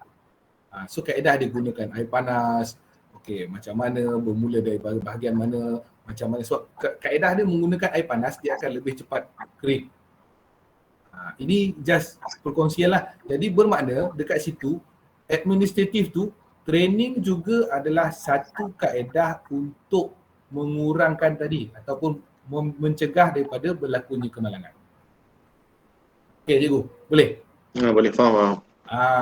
So maknanya sebab kadang-kadang kita make assumption tapi sebab yalah, kita mungkin dibesarkan dengan kaedah lain, kita mop rumah kat lantai, tapi budak-budak sekarang kita pun tak tahu pula anak saya pun saya tak suruh mop rumah lagi. So jadi itu just sedikit perkongsian lah. Cikgu, terima kasih. Terima kasih. So saya sambung lagi. Ada beberapa minit je lagi ni. Alright. Pun tak banyak lagi ni. So kemudian kita masuk kepada OSH Management System. So kita dah ada polisi, kita dah ada risk assessment tadi, now kita masuk OSH Management System. So system ni is an orderly set component of the work together for a certain purpose. So kita ada satu set apa yang kita nak apply lah supaya dia boleh berjalan dengan lancar. A system organize and simplify complexity for many set of activity. So maknanya kita dah susun atur dia, ada banyak aktiviti kita susun atur dia. Maknanya kita dah tahu dah, lepas A, B, B, C, D macam tu. So kita dah tahu dan kita akan ikut dia punya sistem tu. So menjadikan ia lebih mudah. Benda-benda yang kompleks menjadi lebih mudah. Kemudian a system provide order, structure, focus on the purpose and objective of the activity. So maknanya objektif dia aktiviti tu nak, macam contoh saya kita ambil mencuci lantai. Objektif dia kita nak lantai tu bersih and then ready for the next use. Dan dalam masa yang sama kita tak nak berlaku kemalangan dan kita dah tahu dah dekat mana mop, air panas, baldi dah habis letak balik tempat dia. That is kita kata sistem lah. So orang yang kedua dia akan guna sistem yang sama, dia sambung je. Kemudian OSH Management System. OSH Management System dia ada beberapa elemen dalam dia. Dia ada PDCA, dia panggil Plan, Do, Check and Action, Act. So pertama plan. So kita kena rancang sistem planning, OSH Objective, Development and Implementation. So kita ada objektif untuk safety. Apa objektif kita? Kita nak mencegah kemalangan, kita tak nak ada kecederaan. Okay. Daripada situ, kita akan letak responsibility and accountability. Kemudian ada competence and training. Kemudian daripada high rank tadi, kita ada hazard control system. So, competence and training. Selain daripada kita mengajarkan pemprosesan makanan, so kita pun masukkan juga untuk training-training elemen safety di dalam training tersebut. Sebab kita nak kawal. So do, responsible and accountability. So kita letakkan tanggungjawab kepada pelajar juga. Sebab tadi tanggungjawab tu asalnya daripada pengarah lah. Pengarah diturunkan kepada cikgu yang untuk subjek-subjek tu ataupun program-program tu. Kemudian daripada cikgu menjalankan tanggungjawabnya, tetapi accountability ni dia pun harus menjalankan accountability. Antaranya pelajar tak boleh horseplay. Horseplay ni bergurau senda. Semasa menjalankan tugas. Maknanya tengah-tengah mob, tak apa kita main sliding. Tak boleh. So itu pun ditetapkan responsibility tu, accountability tu kepada pelajar. Selain daripada cikgu tadi, kena sampaikan. Okay. Kemudian itu plan, do, kemudian ada check. So kita check performance measurement, accident and incident investigation and auditing.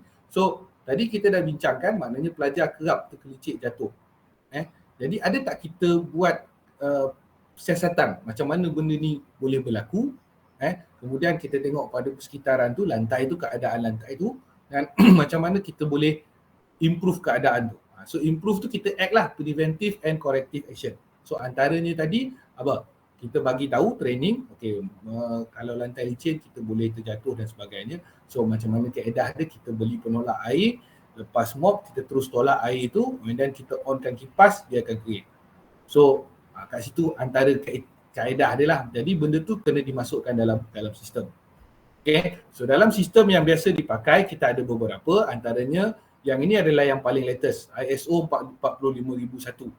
So dia ada beberapa clause kat sini, tapi yang ni saya tak nak bincangkan dengan detail, just untuk makluman saja. Sebab benda ni dia ada separate cost sebenarnya, tapi untuk orang yang memang jadi safety officer, safety manager, dia memang akan ambil lah, sebab ni goes to auditor, dia punya konteks dah berbeza lah. So yang ini clause context of the organisation, kemudian understanding organisation and its context. Maknanya kita faham organisasi kita, apa organisasi kita buat sebagai suatu institut pengajian. Kemudian the need and expectation of workers, other interested party. So expectation pelajar, guru, pengarah, jabatan pendidikan dan juga ibu bapa. Apa dia punya expectation tentang safety terhadap KV. Macam itulah. Okay. Kemudian determine the scope of OSH, Occupational Safety and Health Management System. OSH Management System tu sendiri. Kemudian dia ada leadership. Leadership and worker participation. Leadership pengarah tadilah. Kemudian participation daripada guru-guru. Kemudian ada leadership and commitment. Bila ada leadership and commitment, contoh, mungkin tenaga pengajar dekat KB lebih daripada 40 orang, kena ada meeting kena buat 3 bulan sekali. So, ada tak meeting tu dijalankan? Kemudian komitmen, ada tak pengarah datang dan tengok apa yang berlaku in term of occupational safety and health di bengkel ataupun di tempat pembelajaran pemprosesan makanan tu. Kemudian OSH polisi tadi, ada tak? Kemudian roles and responsibility and authority, siapa yang bertanggungjawab. Okay. Kemudian consultation and participation, maknanya perundingan dan kerjasama daripada guru-guru tadi, termasuklah juga pelajar berkaitan dengan OSH tadi. Okay. Kemudian dia kata planning. So planning kita merancang action to address risk and opportunity. Maknanya kita dah tahu dah, kita buat tadi. Tadi kita dah belajar bagaimana kita nak mengenal pasti hazard. Jadi kita dah boleh identify dah hazard tu, kemudian kita buat pengawalan risiko. Kita nilaikan, lepas tu kita buat pengawalan risiko. Kita buatlah tadi risk, likelihood, time, severity. So apa risiko yang makin sangat boleh berlaku, yang boleh terjadi dan bagaimana kita nak kawal. Kita ambil yang ranking yang tinggi tadi, yang merah tu tadi. Maknanya yang medium dengan high risk. Yang low risk tu kita boleh tengok kemudian. Kan dah tak tengok langsung, boleh tengok juga. Okay. So dalam ni juga ada clause yang ketujuh, dia kata support. Dalam OSH-MS lah. So ni adalah satu dokumen sebenarnya bagaimana kita nak implement OSH-MS tu. So support. Ada tak resource? Ada tak kompetensi?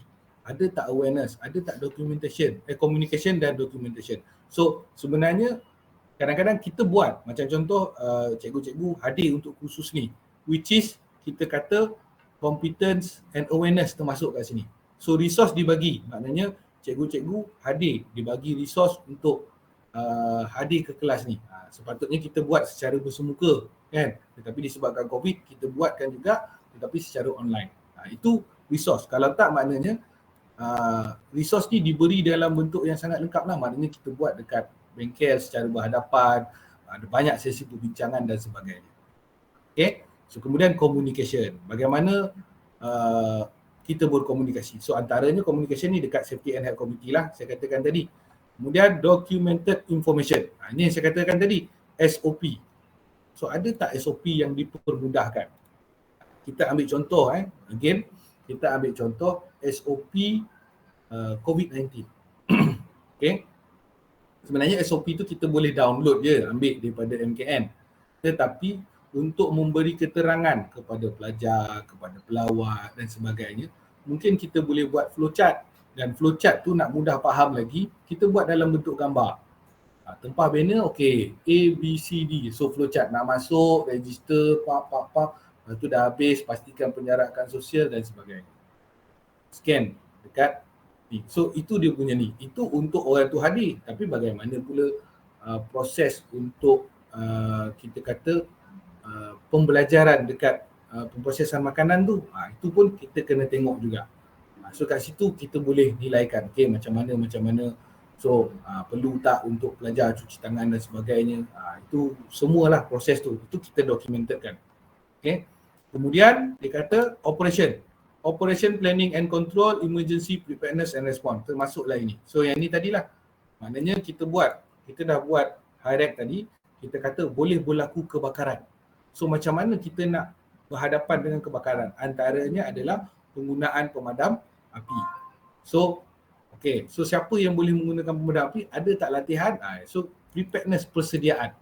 Maknanya persediaan tindakan kecemasan. Okay, so orang yang tahu gunakan, yang tak tahu boleh lari untuk ke tempat berkumpul. So benda tu sebenarnya kena dibuat secara berdokumen. Bukan kita nak buat dokumen tu extravaganza, cantik-cantik, tebal-tebal, tak. Supaya kita buat dia lebih mudah difahami di peringkat pelajar, di peringkat tenaga pengajar untuk kolej vocational. Itu tujuan dia. So kenalah berbincang untuk tentukan di mana tempat berkumpul. Macam tu. Okay. Kemudian performance evaluation. So bila kita dah implement safety ni, kita nak tahu macam mana kita punya performance dalam bidang safety ni. So macam mana nak tahu? Monitoring, measurement and analysis performance evaluation. So kita buat audit. Kemudian kita buat management review. Management review ni biasanya kita buat dalam bentuk meeting. Okay, so now saya just nak kongsi lagi. Okay. Okay, sekarang saya nak tunjuk dengan cikgu. Sekejap Okay. Ini. Sekejap. Okay. Boleh nampak tak? Boleh. Okay, sekejap cikgu Saya tengah buka Excel. Okay, cikgu nampak tak ini? Nampak tak nombor-nombor ni? Okay, ini daripada tahun 2007. Tak ada. Tak nampak? Tak ada. Tak ada. Okay, tak ada, tak apa. Saya share lagi sekali.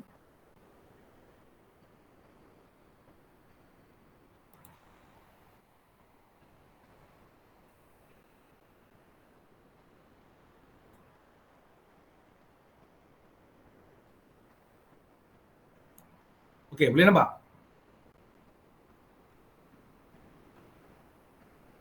Okey. Nampak Okey, nampak. Okay. Alright. So ini adalah kita kata bagaimana nak kira safety performance. Ini just nak tunjuk je lah untuk pengetahuan cikgu-cikgu je. Okay. So nampak macam ni dia ada dinilaikan. Maknanya number of man hours work cumulative untuk tahun 2007 tu 6,211. Ini adalah jumlah masa bekerja, jumlah jam bekerja. Kemudian dia ada sini fatality incident rate. Ini ada calculation dia sebenarnya. Okay. Macam ni, dia jadi macam ni lah. Okay. Kemudian ada analysis. Ini untuk ni. Analisis untuk ni. So kita tengok kat sini. Kemudian total recordable case. So semua kosong. So kosong ini bermakna baik. Cuma ada satu near miss dekat Kemaman. Ni saya just nak kongsi lah. Saya buang detail-detail dia pasal nama syarikat dan sebagainya. Okay. So nampak satu near miss. Jadi near miss ni adalah kemalangan nyaris di mana berlaku tetapi tidak mengakibatkan kemudaratan tadi. Macam kita nak langgar, kita bawa kereta laju, lepas tu ada kereta depan tiba-tiba berhenti, kita tekan brake, tak kena pun kereta depan. Itu kemalangan menyaris lah sebab kita tak cedera, tak ada kerosakan berlaku. Okay, so nampak so man hours dia makin tinggi man hours dan yang lain-lain ni, detail ni, dia kosong, jadi bermakna kita punya performance adalah bagus. Tapi kalau man hours ni kecil, maknanya jumlah jam yang kita peruntukkan tu kecil tetapi ada banyak kemalangan. Jadi bermakna kita punya performance tu tak bagus. Ini kita kata performance lah. Okay.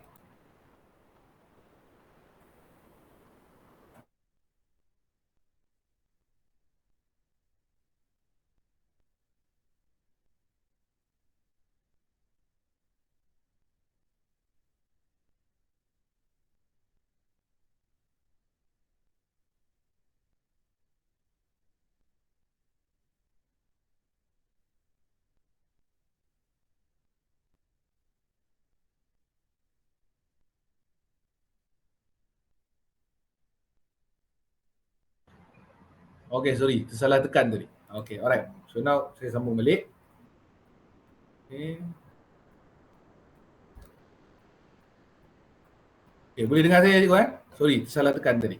Okay, so itu tadi monitoring, management, analysis and performance evaluation. Okay, kemudian kita masuk kepada ni, improvement. So, macam saya kata tadi lah, bila kita dah tengok maknanya okay, bila kita dah tengok tadi kita punya performance, so kita kena buat penambahbaikan. So kalau berlaku insiden, kita siasat, kemudian kita buat penambahbaikan. Kemudian kalau ada NCR lah, NCR dengan corrective action ni datangnya daripada audit dan inspection lah. Kemudian continual improvement. Okay, so itulah cycle dia, PDCA, maknanya planning apa yang kita nak buat, kemudian do, maknanya support and operation. Support tadi bila kita nak buat, kita kena ada resource lah, masa, peralatan, kemudian keuangan, lepas tu barulah kita masukkan benda tu dalam operation. Kemudian bila kita dah buat, dah do tadi, kita tengok apa yang kita buat tu mendatangkan hasil tak yang kita nak capai. Maknanya dari segi kemalangan tu ada tak berkurangan. Kemudian dari segi dia panggil safety culture, ada tak meningkat. Safety culture ni contoh, kita buat satu peraturan, semua cikgu kena reverse park. Orang luar pun kena reverse park. Maknanya parking secara mengundur. Kan? So tengok, ada tak perubahan tu? Ke ataupun masih sama saja lagi? Itu performance and evaluation lah. Termasuklah tadi man hours dan statistik kemalangan. Kemudian act. So kalau performance tu tak bagus, macam mana kita nak jadikan dia lebih baik? Kalau performance tu dah bagus, macam mana kita nak jadikan dia culture untuk orang yang lain datang dan follow kita pula. Maknanya kita ni jadi memberikan contoh yang baik, orang luar yang datang ikut kita. Kemudian itulah yang kita kata improvement. Okay. Kemudian last kali documentation. Okay. Ada soalan tak cikgu-cikgu kat situ?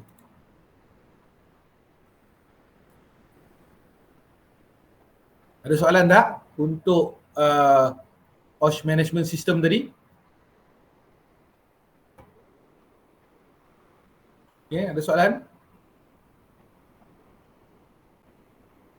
Tak ada. Tak ada Okay. Cikgu Muaz. Okay.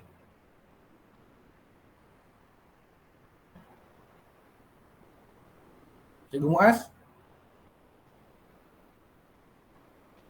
Setakat ni tuan, okey. Oh, Cikgu Muaz dari mana? Dari KV Lahad Datu. Oh, Lahad Datu. Okey. So di Sabah, KB Lahad Datu saja yang buat pemprosesan makanan.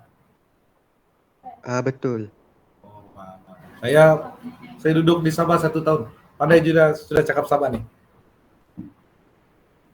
Okay, alright, tak apa. So now kita teruskan. Saya teruskan untuk bahagian yang seterusnya, yang terakhir iaitu dokumen. Okay, dokumen So saya share balik. Okay, so ini dah last lah. Alhamdulillah lah kita dapat tunaikan dalam 2 jam lebih sikit. Okay, alright. So now masuk kepada documentation. Okay, so documentation ada 4 level. Manual, procedure, instruction dan record. So manual ni yang paling besar sekali. So kalau kita kata manual untuk KV itu Occupational Safety and Health Manual untuk KV. Okay, so macam mana kita nak menjalankan safety itu dekat the whole KV. Lepas tu prosedur dia pecahkan ikut program. Jadi setiap program akan pegang dia punya prosedur sendiri. So kadang-kadang kalau kita tengok dari segi ISO lah, ini kita tengok dari segi safety. So manual dia macam seluruh KV manual ISO. Kemudian prosedur pengambilan pelajar, prosedur pertukaran guru, prosedur untuk examination, prosedur untuk ni, prosedur untuk tu, sama je. So prosedur ni dengan SOP tu lebih kurang samalah, tetapi dalam safety dia ada satu manual, kemudian prosedur dia panggil SOP juga, tapi dia panggil Safe Operating Procedure. So bagaimana kita menjalankan sesuatu aktiviti itu dengan selamat, terutamanya aktiviti-aktiviti yang berkaitan dengan proses. So macam proses penyediaan makanan, proses masuk ke dalam bengkel masakan dan sebagainya. Kemudian ada instruction. Instruction ni arahan-arahan. Dia lebih ringkas daripada prosedur tadi. Dan biasanya kalau nak mudah kita buat dalam bentuk flowchart. Lepas tu semua tu kita jadikan rekod. So tadi kita ada prosedur kan. Sebenarnya high-rec tu tadi kan kita boleh tukar di dalam bentuk prosedur supaya orang lain pun boleh buat high-rec. So manual provide information for effective control of hazards at the workplace. So dia bagi kisah macam mana kita nak kawal risiko dekat tempat kerja lah, dekat kita punya premis. Kemudian to control OSH management activity in accordance with the requirement. Sebab OSH activity ni ada banyak. Sebab kita kena faham satu perkara, OSH ni bukan hanya untuk satu tempat kerja yang spesifik. So dia meliputi semua industri. Pemprosesan makanan, servis, jalan raya, construction, kilang, oil and gas dan lain-lain lagi. Sebab kalau kita kata pejabat-pejabat kerajaan pun dah start buat. Macam majlis-majlis daerah, majlis-majlis kerajaan tempatan pun dah start buat. Sebab kena kontrol untuk menjamin keselamatan pekerja dan juga orang lain yang tidak bekerja. Maknanya pelawat, pelajar, orang awam yang menggunakan jalan raya dan sebagainya. Okay. To control OSH management activity in accordance with the requirement. Mana yang kita perlukan sahaja. Okay. Kemudian prosedur translation of the organisation policy, objective and program into specific instruction. Maknanya prosedur tadi, contoh kita kata, kita takkan kata prosedur untuk mengelap lantai ataupun membersihkan lantai. So kita tak buat prosedur macam tu. Kalau itu kita buat work instruction, safe work instruction. Tapi prosedur dia adalah prosedur kerja-kerja pembersihan di dalam bengkel pemprosesan makanan. Itu prosedur dia. So ada banyak lah. Okay, pastikan ni A setelah menggunakan letak dan di tempat yang dilabelkan dan sebagainya. Tapi lepas tu daripada situ kita pecahkan lagi, okay, safe work instruction untuk kerja-kerja pembersihan apa? Contoh lantai. Okay, gunakan mop yang telah dispecified, gunakan air panas, ni letakkan tanda papan tanda lantai licin, pastikan orang yang tidak berkenaan tidak berada di dalam kawasan pembersihan, macam itulah. So itu dia jadi safe work instruction. Kita boleh buat dalam flowchart aja. Okay, so basis for effective control of hazard and risk. So kita kawal sebenarnya. Sebab tu SOP macam saya katakan tadi lah. Tapi benda ni kita kena dokumentkan. Dan tak perlu buat sangat cantik. Tak perlu. Kita buat untuk kita faham, bukan kita nak buat nak tunjuk dekat orang. Tak.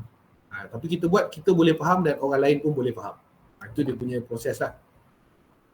Kemudian to control management activity in accordance with specific requirement. Ini lain, ada juga. Tapi yang ini banyak guna dalam industri. Contohnya procurement activity and arrangement. Sebab kadang-kadang kita nak membeli bahan peralatan. Macam cikgu cakap tadi.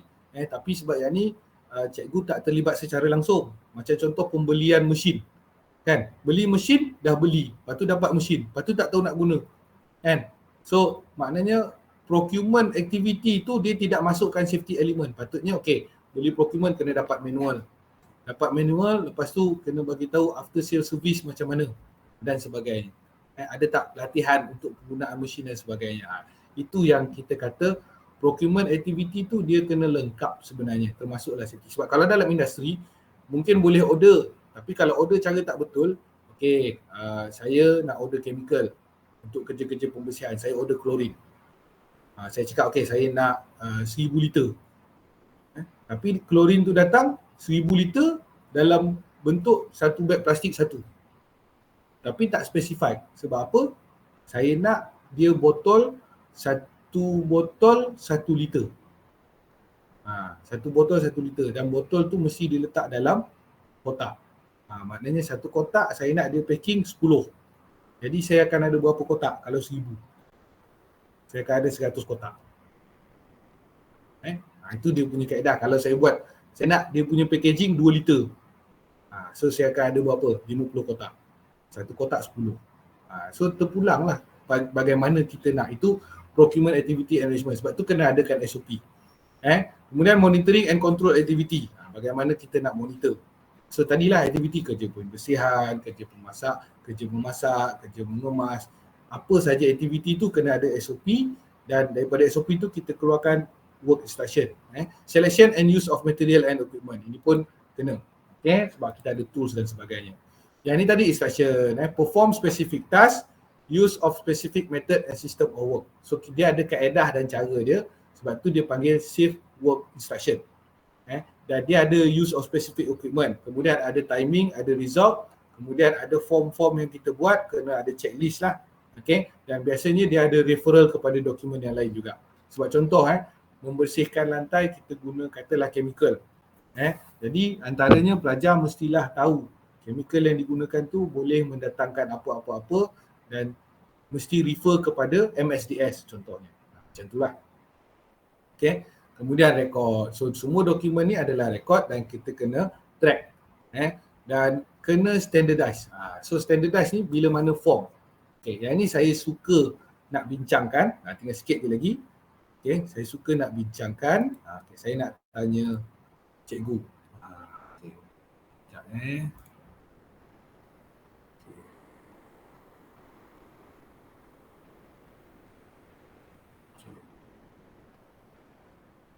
Siapa nak tanya?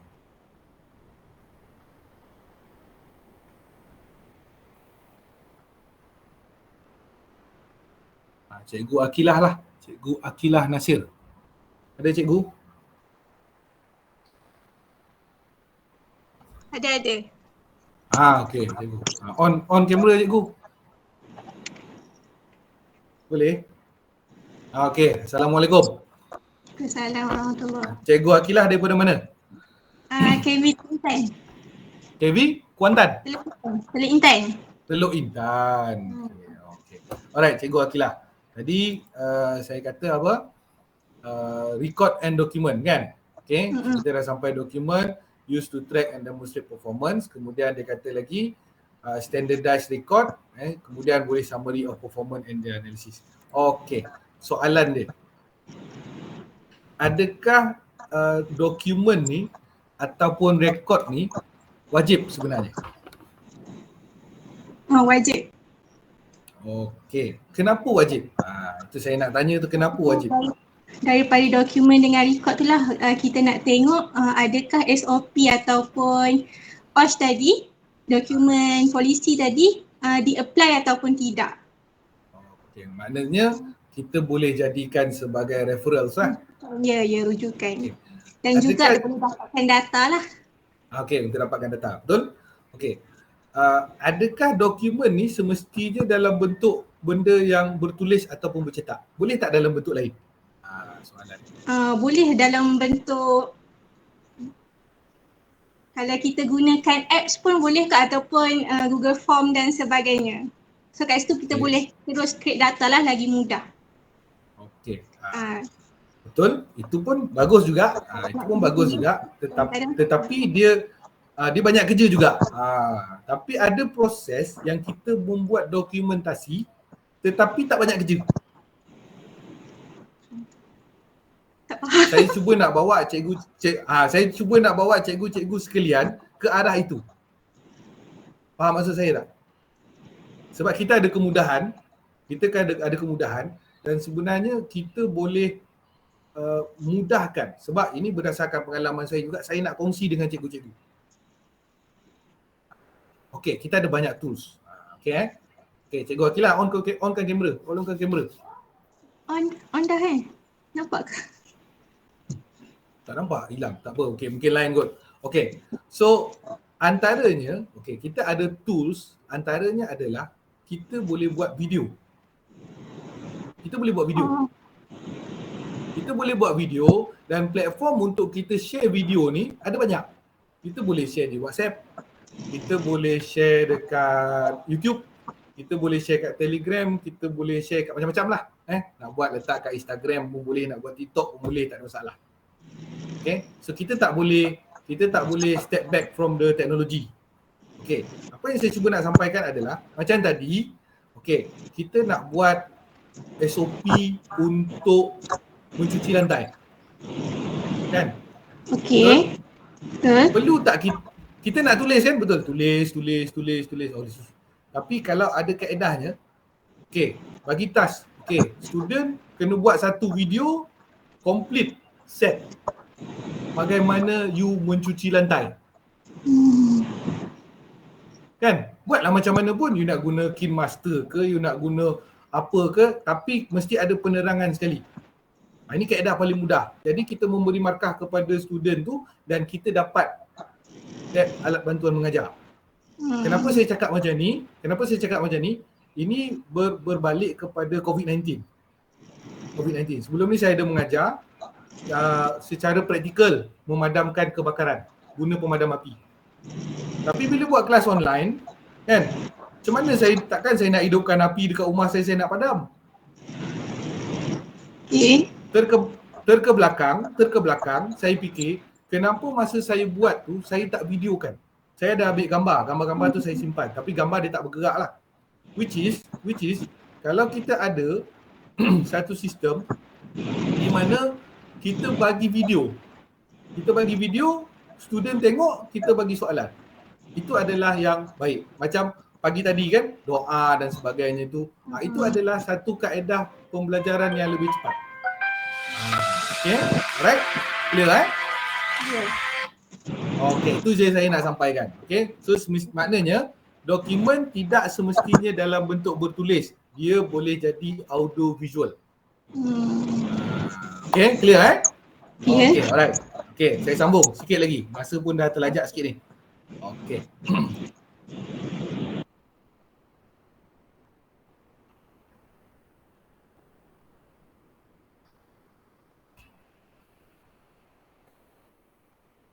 So tinggal sikit je lagi. Record. Record. Jadi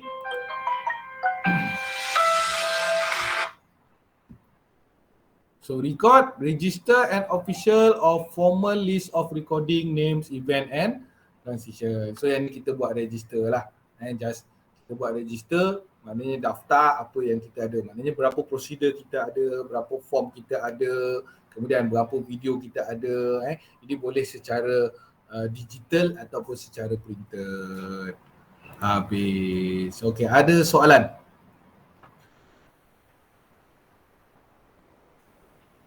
Habis dah. Ada soalan cikgu nak tanya? Ya, ada chat ni. Alright. Sebelum saya habis, minta cikgu-cikgu untuk onkan kamera. Saya tak nampak cikgu. Cikgu nampak saya. Saya tak nampak cikgu.